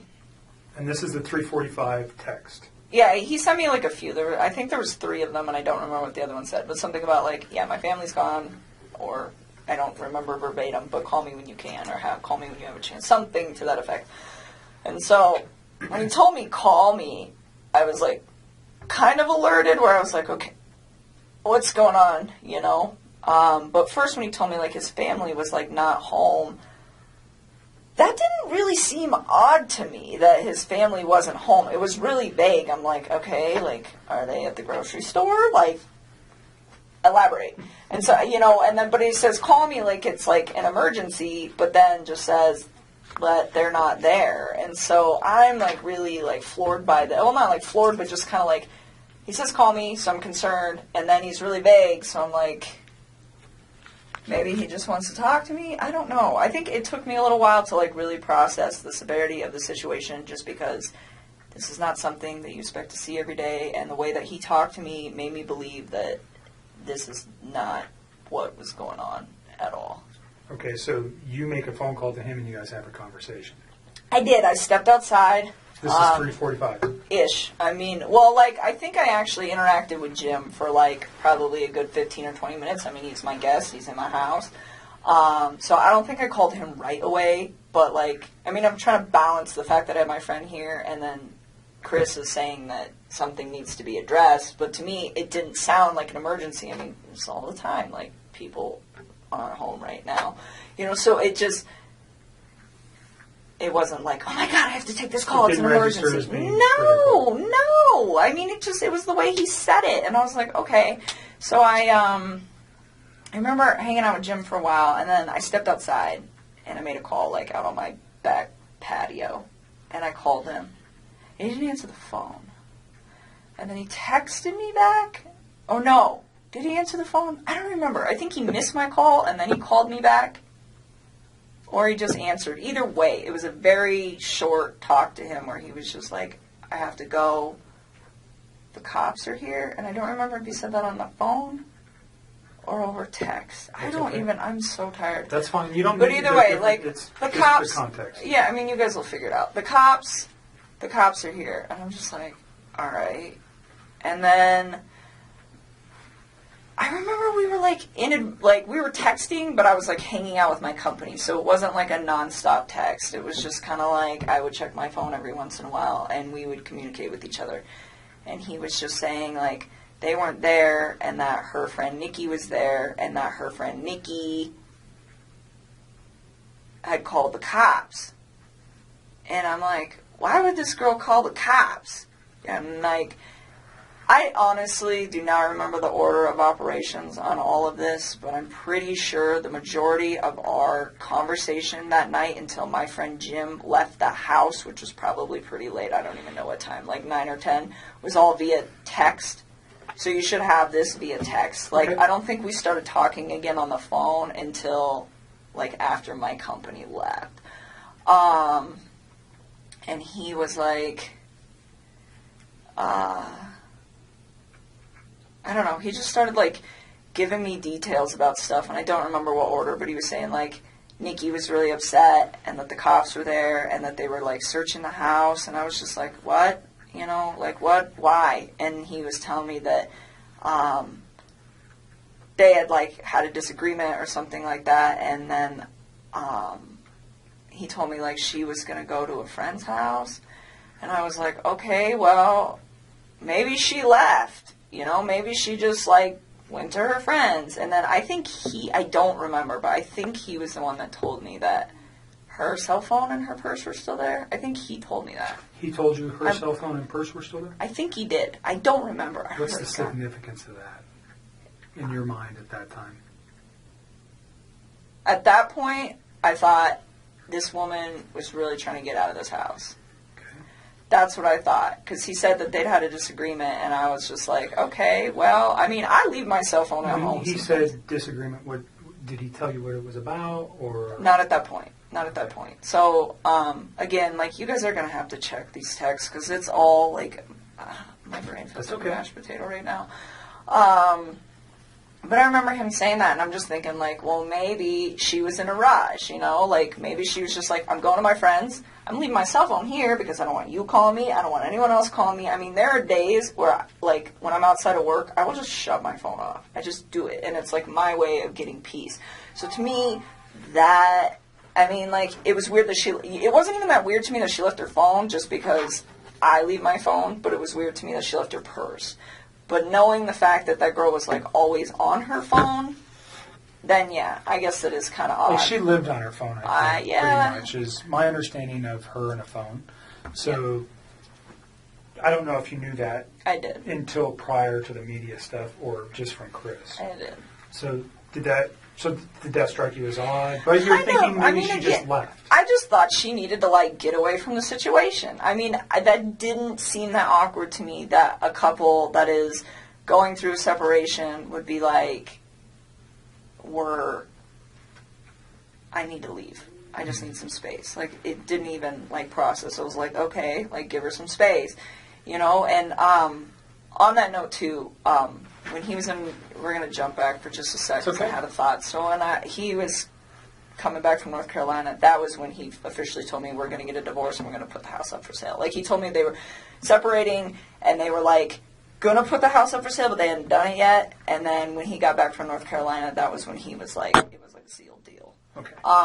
And the reason that is of significance is because at some point over the weekend, I don't remember when, he told me that they were putting the house up. I don't know if it was they were putting it up on Monday, like the day they went missing, or if it was that they were calling the realtor to verify some stuff so they could put it up that week. Like, I don't quite remember. I just remember, like, the house was supposed to be, like, on the market, like, that week. Did he name a realtor ever? Yeah, he did, and I don't remember her name. It was a female. Okay. And I don't remember her name, like, That's at all. fine. I was trying to think of that for you guys not too long To ago. the company? Do you got the company name? No, he never gave me that. He, like, gave me her name, and it was the same name twice. He gave it to me once when he was in North Carolina, and then once the other time. Because I remember asking, I was like, who's that? Because he's like, I'm going to have her call so-and-so today and make sure everything's still good to go. And I was like, who's that? He's like, the realtor. I was like, oh. Or not today, but, like, If it ever comes Monday. to your mind, just Yeah, I Give me a doubt voice, it. That give was me a such call. a... Yeah. I will try. I don't lots of remember names. who it was. It's fine. It's not that critical. That person may come forward to us anyways, perhaps. So Okay. don't worry about it. Let's go back to the phone calls on Monday afternoon. Yeah, so he's, like, texting me a lot of this information, and I'm starting to kind of freak out. And it's not like I'm freaked out like, oh, she got murdered. I mean, that is not what I thought. It's like, okay, like, the way I looked at this, like, apparently his wife had been gone since midday, was when she got, like, reported missing. I didn't know that. Like, the way I looked at this, it was, I got home from work just now. I mean, he didn't say that, but I interpreted, I just got home from work. And my family is not here. So when we're texting for, like, a few hours, like, the cop thing was kind of weird. But he's like, Nikki insisted they call the cops. Nikki insisted they call the cops. And I'm like, okay, you know, and I'm just trying to figure out, well, like, what role does this woman play in this situation? Like, is she... Did you know who she was? No, I don't know any of his people. Like, this has been pretty, like, tight wrap for a while, which is probably a really good thing.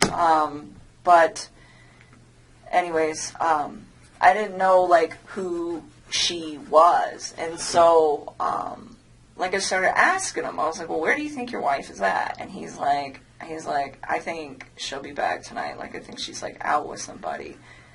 And he was telling me that they'd had a disagreement. So I was like, well, I remember telling him, I was like, you should make sure that you have wait a minute.